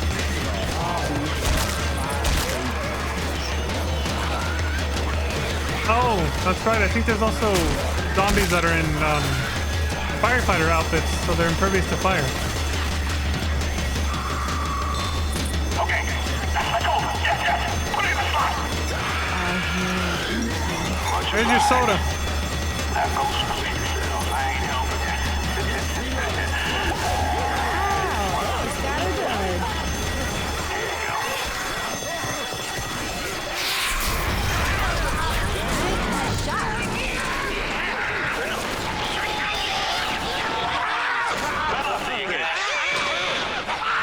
Well, thanks, Mr. Whitaker. We appreciate the help. I think if you hang around long enough, he eventually says something else. I can't remember though. It's just like a quick comment, like saying, "What are you gonna stand there forever?" or something. It's nothing like too memorable. I'm just gonna get the hell out of here. Something along the lines of like, "That's it. I'm not helping you anymore. Like you're on your own." It's just like, "Good luck to you." West Atlanta. Do you remember how much they were talking about in The Sacrifice? About how Atlanta still hold, like, oh, Atlanta, I heard Atlanta's still okay, we should head there, or whatever. And then here, they're like, Atlanta's done. We gotta get the hell out of here. So this is presumably very close. This is presumably very close to Atlanta. Atlanta, Georgia. Reloading. Some place called Savannah, which I don't even know if it's a real place or if it's fictional. But you know, it's implied that we're very close to a real life place known as Atlanta, Georgia. Someone crying. That's it. This is a good example of what I was talking about Reloading. in one of the streams for the previous game. How if communications broke down, you would just constantly hear stories and never know who's actually telling the truth or not. And not because people would be lying on purpose, but because a complete breakdown of communications, like phone lines, internet, all that going down at the same time, it would cause that level of confusion. People would just hear stories and never know what's actually true and what isn't. Because maybe something somebody tells you was actually... Oh my god. Ellis, are you okay? Holy shit, he went flying. Like, maybe something somebody tells you was true when they were going through there. But then when you go check it out, it's completely different from what happened when that person went through. You know, like, the thing about news before the internet and telephone lines is it traveled very slowly. So by the time you heard something, it might not even be true anymore by the time you heard it. We would basically end up back in that kind of situation if Nice shot, youngin'. all of modern communications broke down. Explosive rounds here. Here we go. I was waiting for this one. Grabbing some frag rounds. Deploy ammo packs on the ground to share ammo with the team. So you can get extra ammo for one-time use. So one clip reload of whatever you're using. So 50 bullets for me. It depends on your weapon. And it can have a special potency. Like these are explosive rounds, but there's another ammo pack type called flame rounds.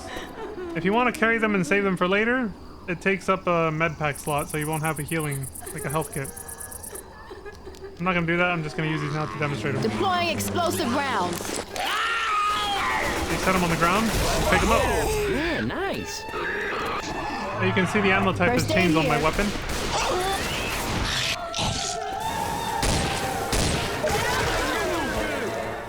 Yeah, it makes them stagger. So the explosive rounds, I don't think they necessarily do more damage, they just make the special infected stagger every time you hit them. As if you shoved them, basically. But they also, the explosive rounds also do what they're supposed to, like what they sound like. They do cause a blast radius effect, so whenever you hit something, anything with it, it will hit the enemies around it. It'll do splash damage. You know, like an explosive. Molotov. Oxygen tank. Oxygen tanks are flammable.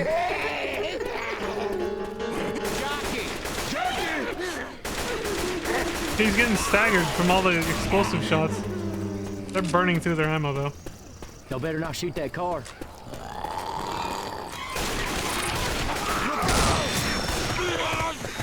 Oh shit, I'm loaded. Oops.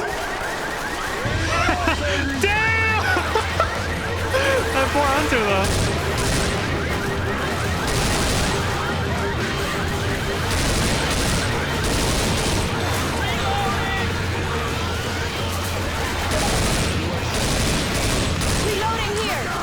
Oh, there goes all my explosive ammo.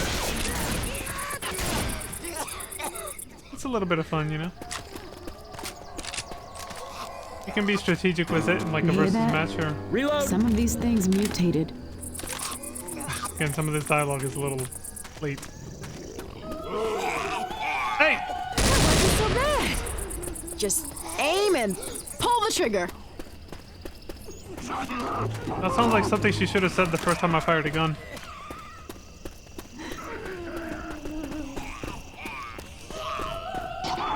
Oh, I was like, where the hell is she? Okay, let's just leave her alone.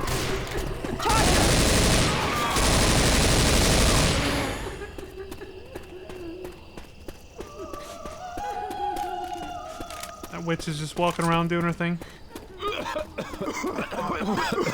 I was like, what the fuck? Was there a smoker?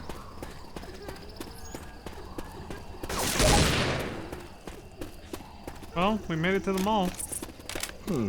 This mall look busy to you? Capels?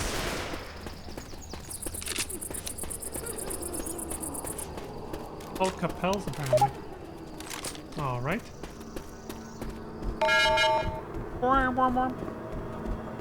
Somebody got the door?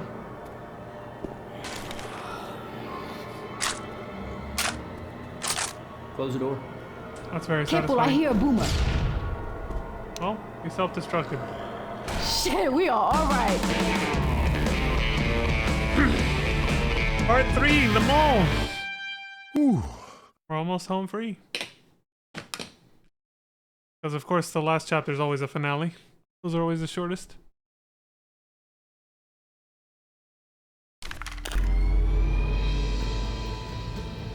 Tactical shotgun, a hunting rifle. I'm good, I'm keeping whatever the hell this thing's called. Everybody, gather around. Let's pray. Dear Lord, see us safely through our time of trial in this mall. And please, Lord, let the food court be okay. Amen. Lord, have mercy on Coach and spare the food court. Bruh. He had to throw in some levity, didn't he? Make it a little less serious. He's like, Lord, please have mercy and let them have spared the food court. I think you can find the food court in this this mall that we're about to enter. And I don't think it's good news. There's a chance Coach might comment on it. Yeah, we do run into the food court at some point, I think. Can't remember too well, but I'm pretty sure we do. Lord, have mercy and spare the food court. Have mercy on Coach. What the hell are you doing, Ellis? Ellis isn't the best at gun safety.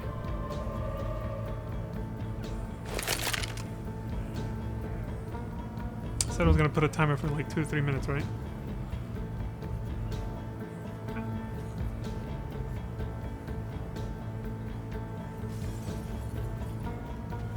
I'll put 1 minute and then repeat it whenever I need to.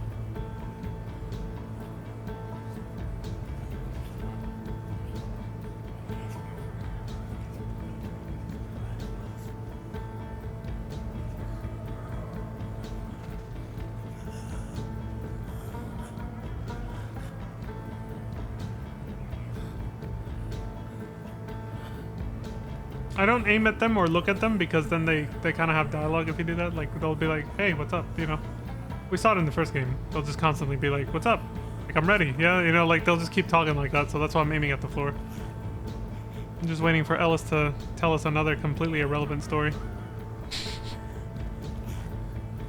My first playthrough this game, I just wanted to sit there and... Like, I did that at every save room. I always waited for Ellis to say something. I waited for a good while to make sure he would or wouldn't. Man, I love malls. I do. Once I was in this mall up in Atlanta, and these guys were dancing for, like, money and stuff, and my friend Dave and I was all like... Why don't we just try quiet time for a while? Damn, Nick! The first time Coach was just like... Uh-huh. Like, alright, thanks for the irrelevant story. And this time, Nick, the asshole, is just like, how about just, you know, shut up, but he said it in his own creative way. Alright, let's get out of here. Yeah, it's about 3 minutes. Considering how much time I spent, you know, rambling myself, just like Ellis. And then, hearing Coach do his little prayer. About 3 to 4 minutes before Ellis will do his little dialogue. What the hell is this? Liberty Mall presents racing legend Jimmy Gibbs Jr. Autograph signing October 14th, 4 to 8 p.m. Commemorating the newly renovated Liberty Mall. Your picture with Jimmy's stock car, only $25. That means they have it here. Alright. There is a chance Ellis will comment on that. Didn't happen this time. Gotta play the game again. Well, play this chapter again.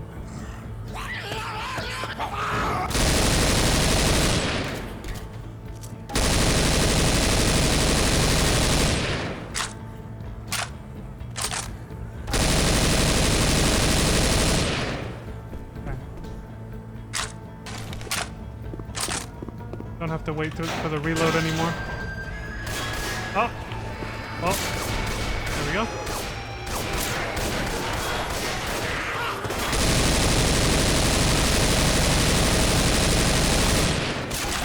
Get attacked right off the bat and might as well just go back into the safe room. It's just like, bruh. The hell, man?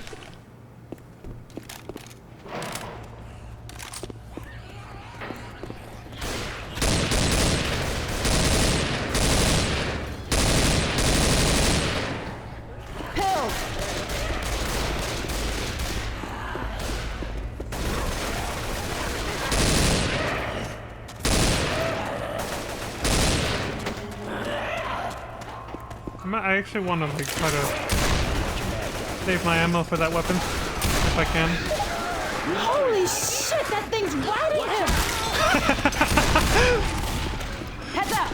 And not in the good way either.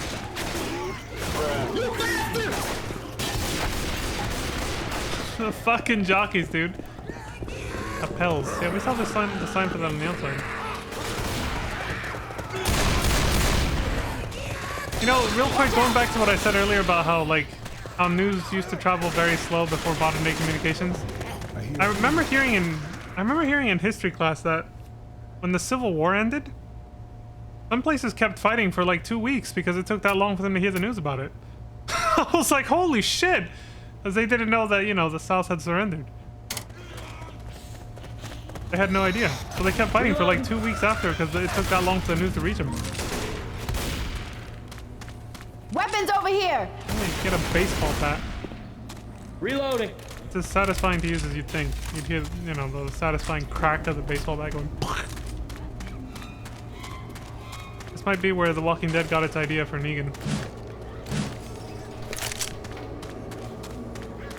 I do wonder when the comic for The Walking Dead, the original source material, I'm wondering like when that started. Might have been around this time, might have been a little before.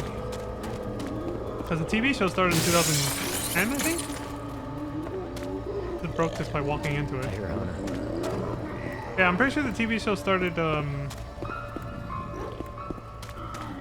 in 2010. Might have been 2012. Reloading!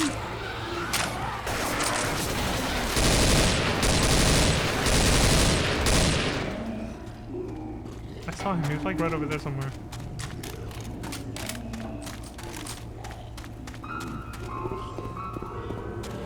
Okay, we cleared this place out. Why would you dump your laser sight weapons, you fools? There's plenty of ammo there. I guess they wanted different weapons. I don't know how the AI partners Up that escalator. their weapon choices. Sometimes they just kind of do things. Pretty sure it's still a personality thing, but since there's so many weapons now, it's a little different from the first game, you know?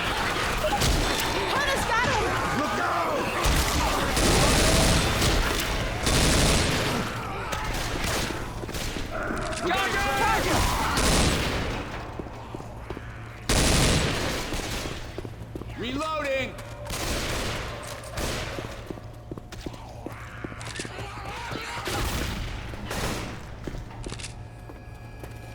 Reloading!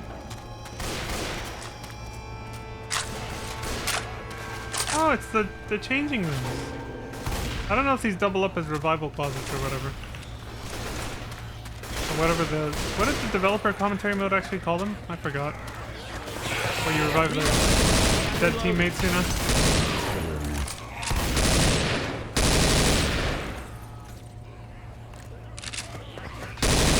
So Coach is like Francis, he likes the shotgun.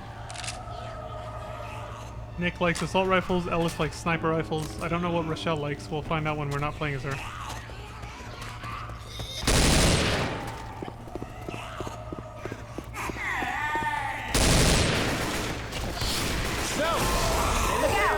Oh my god! The panic! No! Who wouldn't react that way?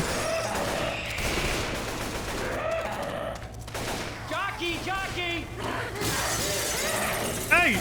This little shit! Dude, we were literally doing that, you know, that fucking cartoonish I'm chasing him in a circle thing. Through here. All right, weapons! Again. Down this escalator. And this game is being aggressive. Jimmy Gibbs Jr. is in the food court. Reloading. Under construction, opening fall of 2009. Okay, so this is like what, summer or spring? Clothing and accessories. Big fashion girl, disco pants and haircuts, fancy tramp. Cabels, lady shoes, Leamington, diamonds, little pants. What? Ferns? I don't know what. Hobbies and toys.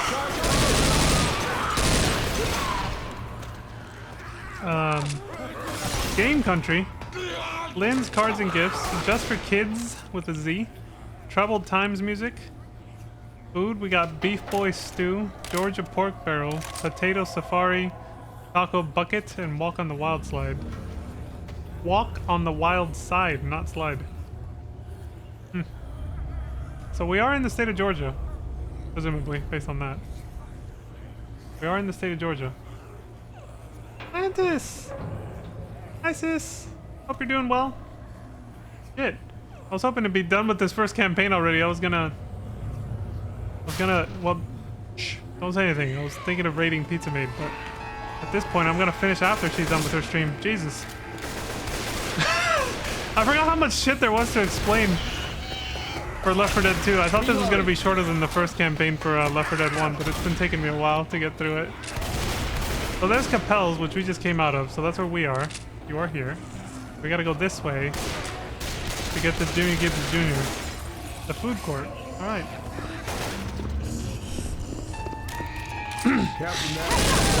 Holy shit. Move, man, I'm a spitter shit. Well, there's no collision physics, Ellis, so you don't have to tell us to move. You can just run. Doing good. Bless. I'm a reloading. Bless your heart. Hey.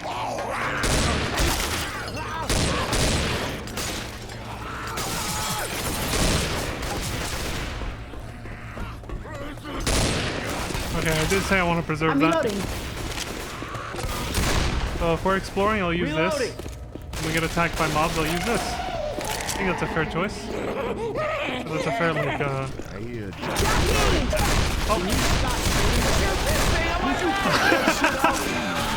Will you stop shooting me? Shoot this thing on my back! Make up your mind, Nick. I'm just, you know, I was trying to prevent that from happening. You're getting the hang of this, Ellis. Oh, Ellis killed the boomer. All right. Got a badass over here. Got the last shot right before I did. The roll of a whole pizza right now. Eat it sub-style.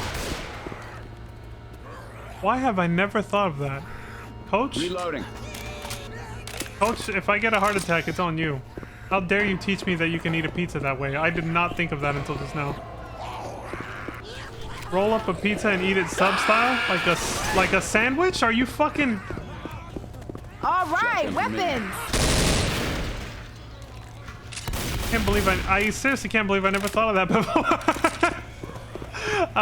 That's thinking outside the box instead of just thinking, oh, just eat the pizza like, you know. Oh, Lord, not another smoker. Like I was taught to eat pizza as a kid. I never would have thought to just fold it in. I mean, fold it in half, yeah, but rolling it up, like actually turning it into like a burrito. Jesus. Heads up, boom! Pills here. Okay, so is there two different paths? Because I swear if we had continued this way.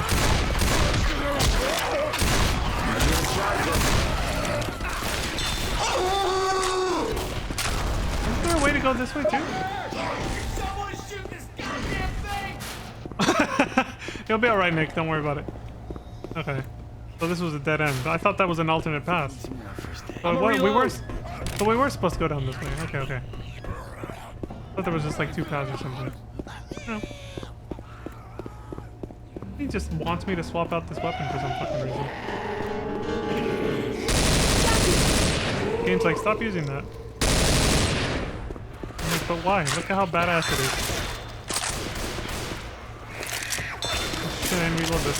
There we go. Reloading! Reloading. Reloading.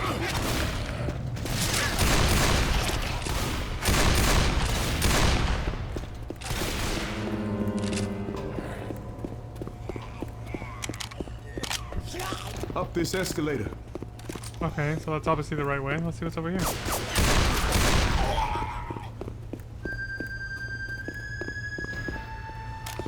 Wait, what's this?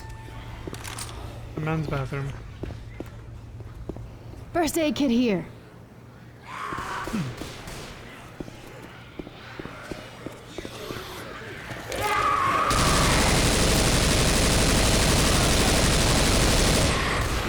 Now that was satisfying.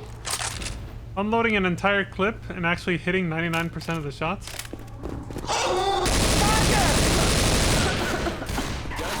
Okay, I was like, he didn't die. There. Why didn't it surprise me you're good with a gun? Damn, Ellis! What are you trying to say about Nick, man? What are you trying to say, Ellis? What are you trying to say? That just because he's an asshole wearing a suit that he may or may not have obtained legitimately? Reload! That he might be a thug? Criminal? Who knows how to use a gun? Which he's right, obviously. Based on the character bio we heard. It Weapons fits. over here. It kind of fits that he knows how to use a gun. Set some things right with this shit. Hey, watch out! Hunter! Great shot. Oh, he picked up the M16, that's why he said that. Oh, I thought he did. He still has the shotgun. He's like, I'm gonna set some things right with this shit. You are now burdened with this knowledge. Yeah. Reloading.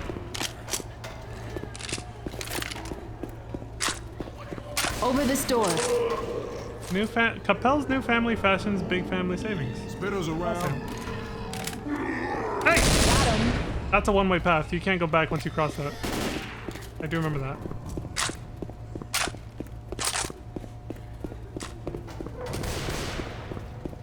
They'll pick me up. Okay, let's just go. We checked down there. That's where we came from. Yeah. Okay. I like to be thorough because I want to show like as much of these games as I can. You know. I like to do that with every game that I play. But I also don't like to slow things down to a crawl too much.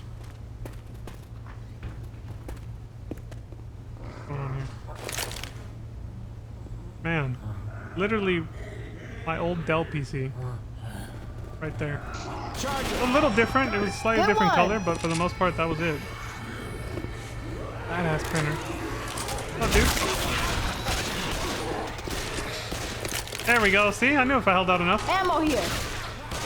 Paddle. Got a cricket bat. Reloaded. Cricket bat.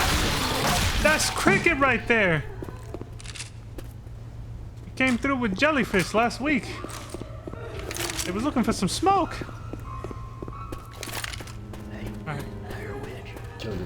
Only a very few people are gonna get that reference. Weapons over here.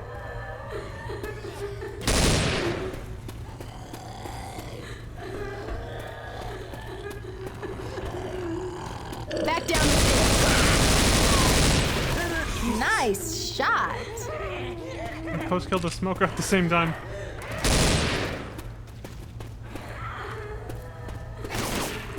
Pistol.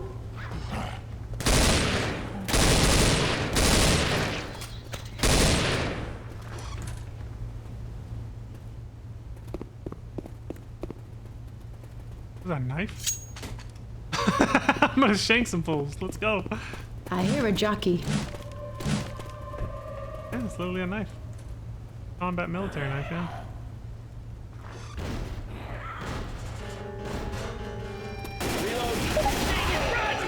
Wait, I can't close it anymore.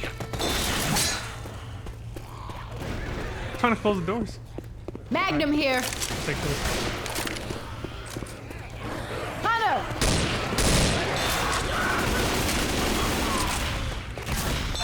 I was trying to get him with those last 4 rounds before reloading, but bastard got away from me. I don't think that would have been enough to kill him anyway.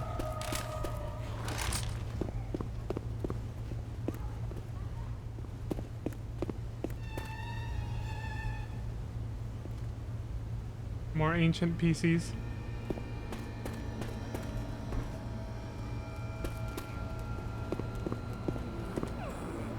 There's a pipe bomb here.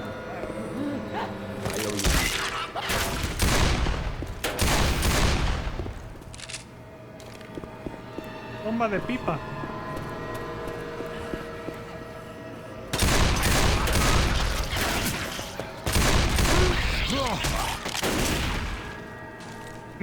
Nick Nick is shaking himself awake. Oh, it's because he's at like... Pills here. He's close to like 50% health, so... He's starting to get a little... You know... We're busting out of somewhere. Oh, shit! Reloading. Yet again. Very satisfying. To be able to unload all 50 rounds at once and actually hit everything. Not miss, like... I can't say I didn't miss a single shot, but you know. 90% accuracy. Very rare you get to hold down the trigger on the automatic weapon and actually hit everything with almost every bullet. Hit some shit. Emergency exit only, alarm will sound. Alarm is gonna sound. There's a fucking smoker right here. Watch out! I was about to do that, thank you, Chris. I'm gonna shoot him through the fucking door before we open it.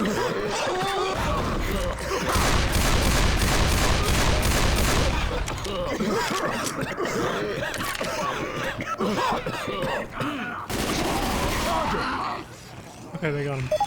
Somebody Someone tell me that alarm. Deactivate the alarm on the 3rd floor. Throwing a pipe bomb.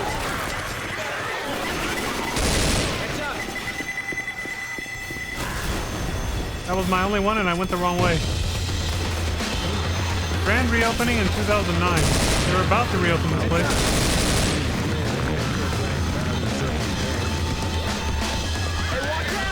Keep going. I don't know what the hell Nick or Coach just said. We can explore this place after we've turned off the alarm.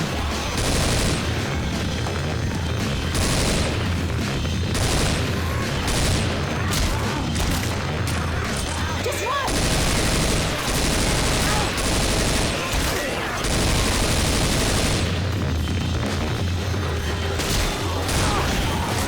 Shit. Oh, fuck! Thank God they were right behind me. Got it. Man, that was driving me crazy. We have guns here. Hey, I'm reloading. Reloading. Hey, I'm reloading. Look out! Right now we can check this place out a little bit more thoroughly. Are you really gonna have to pay attention to like the subtitles and captions? To catch a lot of the dialogue during moments like that, because I obviously won't be able to pay full attention to it when there's shit going down like that. Reload! Reloading.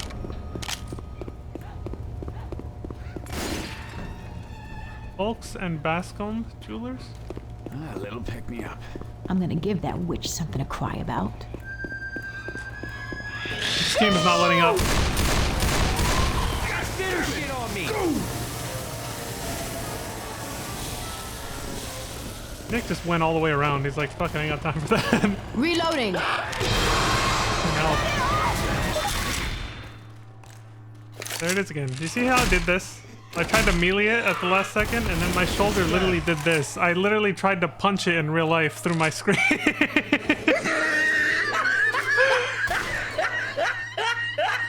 You were right, Lantis. I was one of those... Oh, no!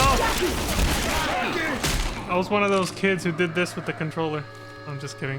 I actually did not, but I might as well have been at this point. Jesus Christ. What? Is that a charger? Did he just try to charge through the fucking wall like an idiot? Alright.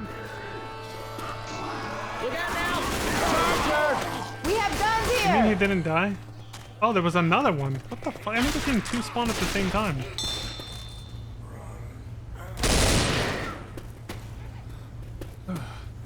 Right. I'm running out of that. I don't want to trade it out, man. I'll hold out for the ammo pile. Reloading.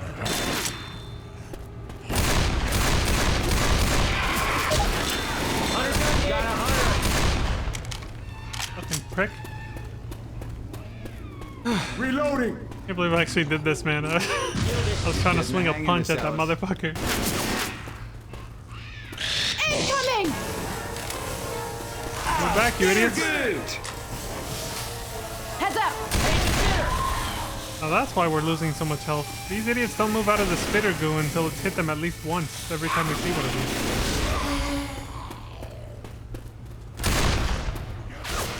Reloading.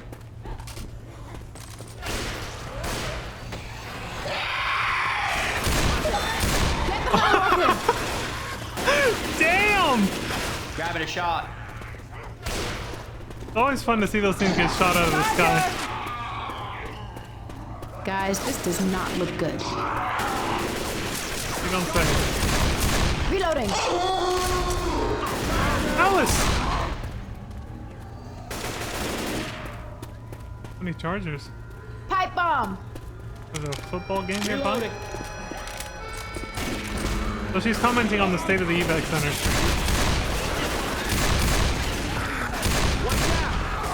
I mean, when we got this far into the mall with zombies everywhere, did you really think there was still going to be a rescue waiting for us here? I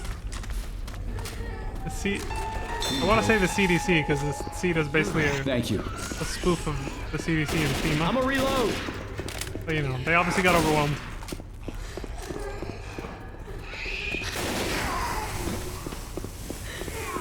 CETA evacuation center. Completely fucked. There's a smoker around here. Reload!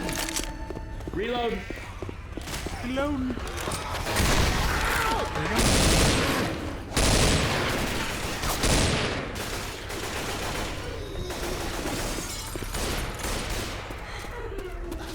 Up that escalator. Where's the mob attack?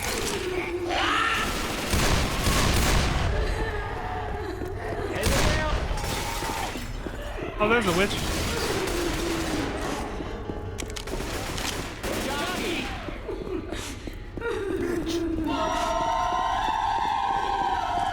Y'all better dodge it.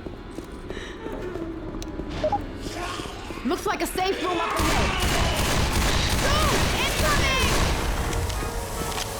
The fucking smoker was in the safe room camping us out. She was waiting. Dude, there are so many incoming attacks. What the fuck is going on? Close the door behind us. Stop, guys. I have to heal. I'd rather use this before the checkpoint.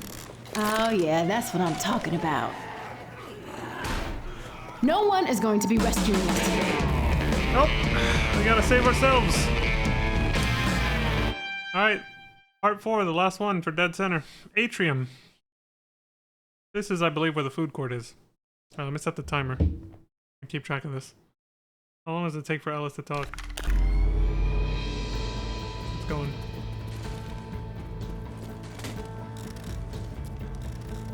Who the hell is Jimmy Gibbs Jr.? Only the best stock car racer who ever lived, Nick. Guess you don't read much history. I'm getting sick of looking at this guy's face. Well, trust me, in these parts, he's as famous as Elvis. Or the president. Really? Because he looks like an asshole. No, hold on. You've been making jokes about Savannah all day and I held my tongue, but don't belittle Jimmy Gibbs Jr. That man is a living legend. You're getting into it. Oh. Nick is that party member that you keep around because you need a fourth, but you really don't like the guy, you know? He's that guy in your static that everybody secretly hates because he's a prick, but you need him because there's no one to take his spot for the raid. You know what I'm saying?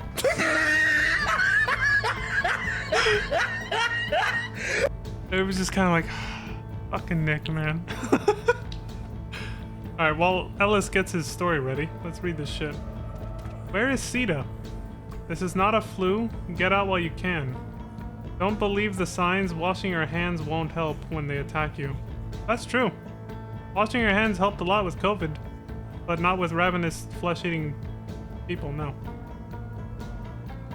Not with ravenous flesh-eating zombies. Won't do shit for you then. Danger. Construction area. Hard hats required. The closest thing we have to that in real life is rabies. Ready? That does make people actually want to, like, fight you. So that it spreads. Probably what inspired the first like zombie fiction. The real life rabies. Is rabies a virus or bacteria? I've actually never. I think it's a virus because there's a vaccine for it. Yeah. Although I think some bacteria pathogens have vaccines too, don't they? I'll look into it later.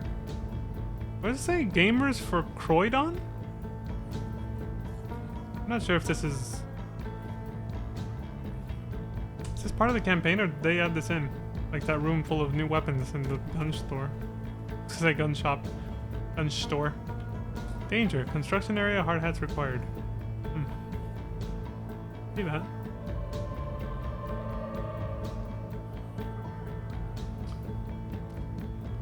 Been almost 3 minutes.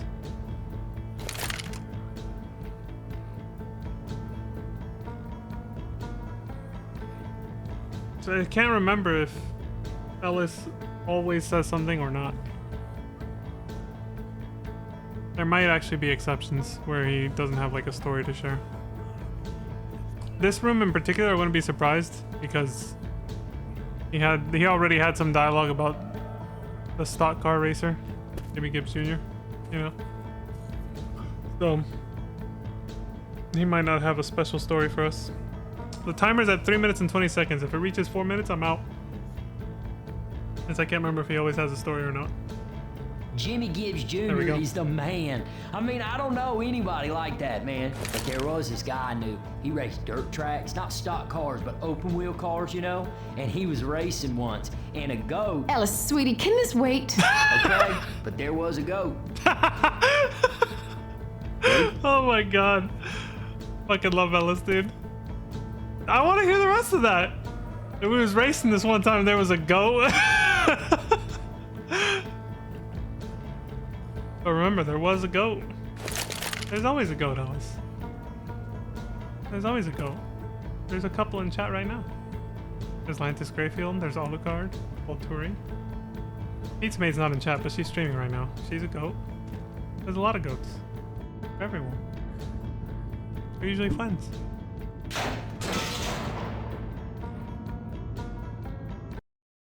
Feels like an appropriate time to do this. Wish I could have done it without fucking interrupting the music, but whatever. Hey, it was a mini wholesome moment, alright? Get the fuck out of here. Oh shit. Let's go. I thought it was still in the pause menu. More bathrooms.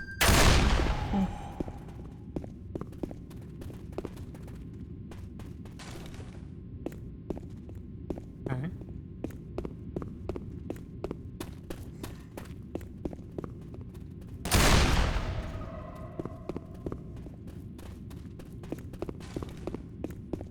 Game keeps trying to get me to trade my adrenaline for that. Hey, look out! The hell did I miss those two shots? And the reason the mall looked deserted was because it is. 4-time Super Cup champion. Reopening in fall 2009. Reloading. Yeah, they really were doing a lot of renovations on this place. I'm gonna reload.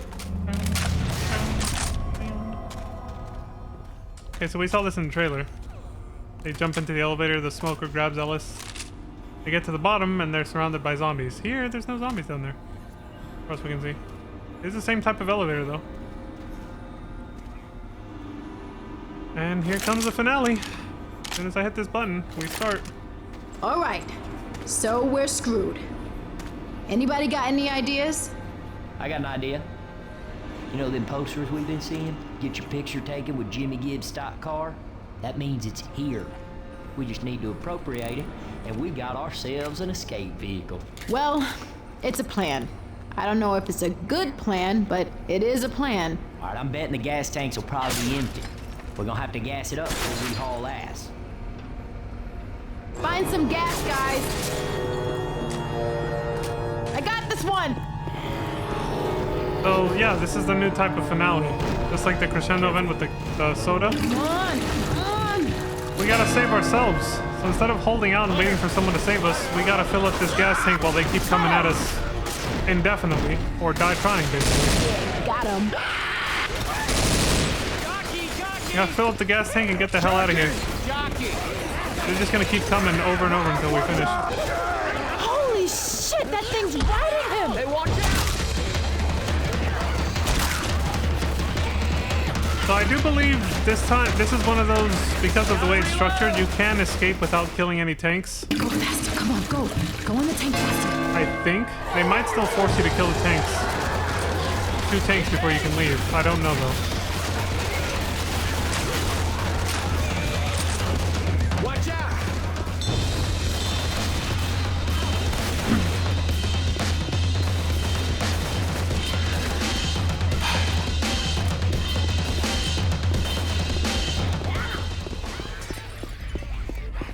You can save yourself a trip here. So if the gas cans are like this, got it. They're indestructible, so the infected team cannot troll you like that. Once you move them, they become yellow like that. At that point, they're destructible either by your bullets or by special infected that can set things on fire, like the spitter with its acid spit. That's to save you a trip, basically. But you're risking that, because then the infected team can just destroy them before you can use them if you do that. So you do have to watch out for that. Look out! All right, weapons. There's no way through here. Guardian Sports Sword.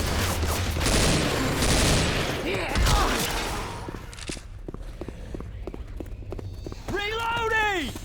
Gotta reload! Oh, this is confusing. How did we get there?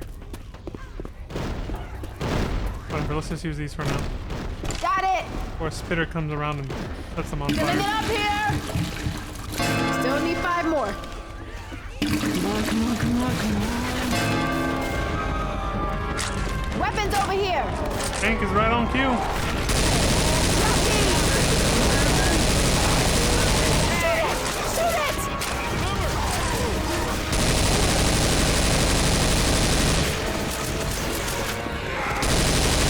Probably spawn because we're halfway done. Reloading.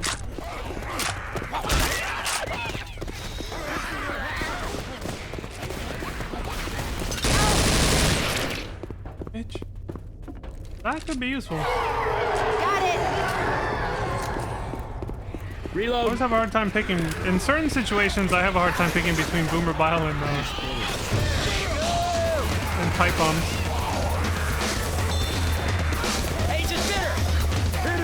Filling it up here. Just 3 more. Because we're guesstimating that's how much gas it can hold, yeah.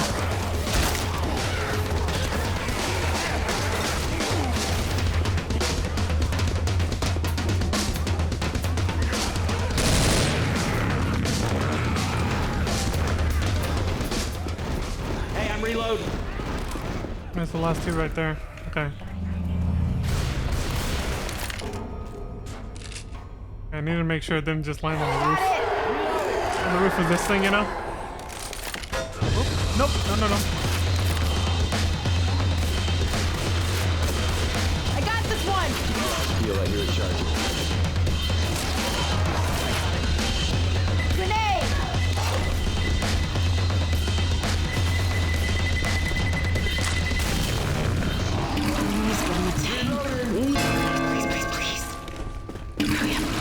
Hurry up. Fuck. Here we go. Shoot it. Jesus. Ammo here. That would be a good time to do this. Oh, got it. Boom! Let's go. Get the fuck out of here. Hell yeah! Next stop, New Orleans. You said it.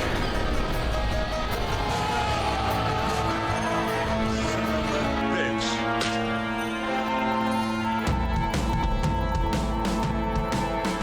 Did it!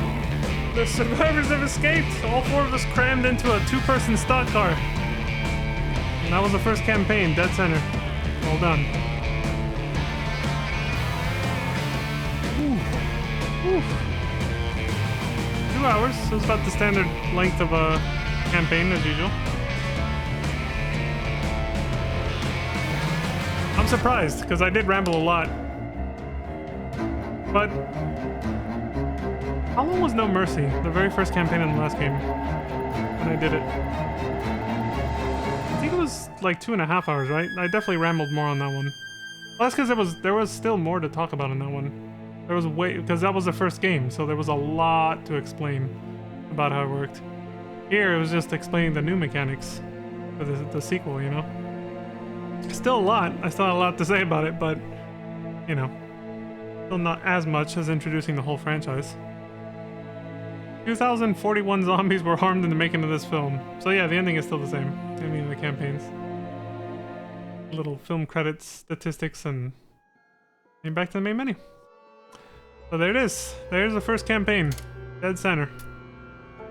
I'm guessing they probably called it that because maybe they're implying that it was like ground zero. That's where the infection started. But I don't know. So our next one after that is going to be The Passing. That name has a double meaning. The meaning for it will become clear later. It's just like in the first game how Crash Course was a DLC chapter that happens right after the first campaign, No Mercy, and it bridges towards like Death Toll. So like Crash Course bridges the gap between No Mercy and Death Toll, right? Shows how they got to Riverside basically after leaving the hospital in the helicopter. This is the same thing. The Passing is a DLC chapter or campaign that bridges Dead Center with Dark Carnival, the next one in the story. However, there's actually another DLC episode that came out after The Passing that is directly connected to it, so it serves as another sort of bridge. And we'll be doing that one next. So yeah, I'll just leave it at that.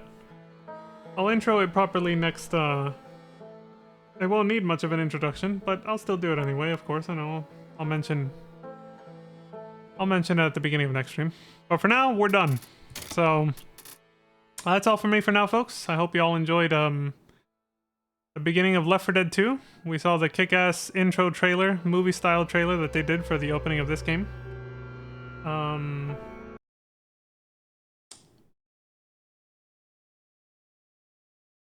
Oh yeah, I used I'm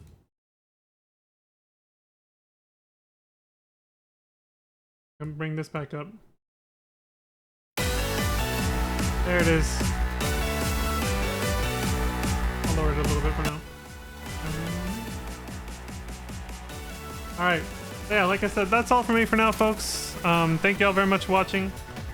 I appreciate the support across Twitch, YouTube, and any other platform that I end up on. Thank you in advance. Much appreciated for all the views and the support and everything else. Get the outro screen ready. There we go. The SMH outro screen. And like I hinted at before, I'm actually gonna raid somebody. I already spoiled it for you guys who have been watching the whole stream, but we're gonna go ahead and raid Pizza Maid. She's almost done streaming. She's only got about like 19 minutes left before she's done. But I still wanted to, actually maybe a little less if my computer time is more accurate than my phone. They seem to be 4 minutes apart somehow. But yeah, we're gonna go ahead and send over a raid to Pizza Maid, even though there's not much time left. But that's how I met her. I literally raided her as she was raiding somebody else. So it's kind of poetic. So that's what we're gonna do. Alright, let's do it. I'm serious, too. That is how we met. It was at the end of one of my first Phantasy Star Online streams. I ended up raiding her right as she was about to raid somebody else.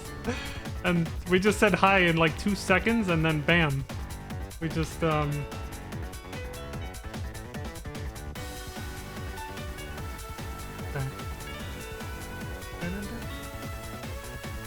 Alright, starting raid.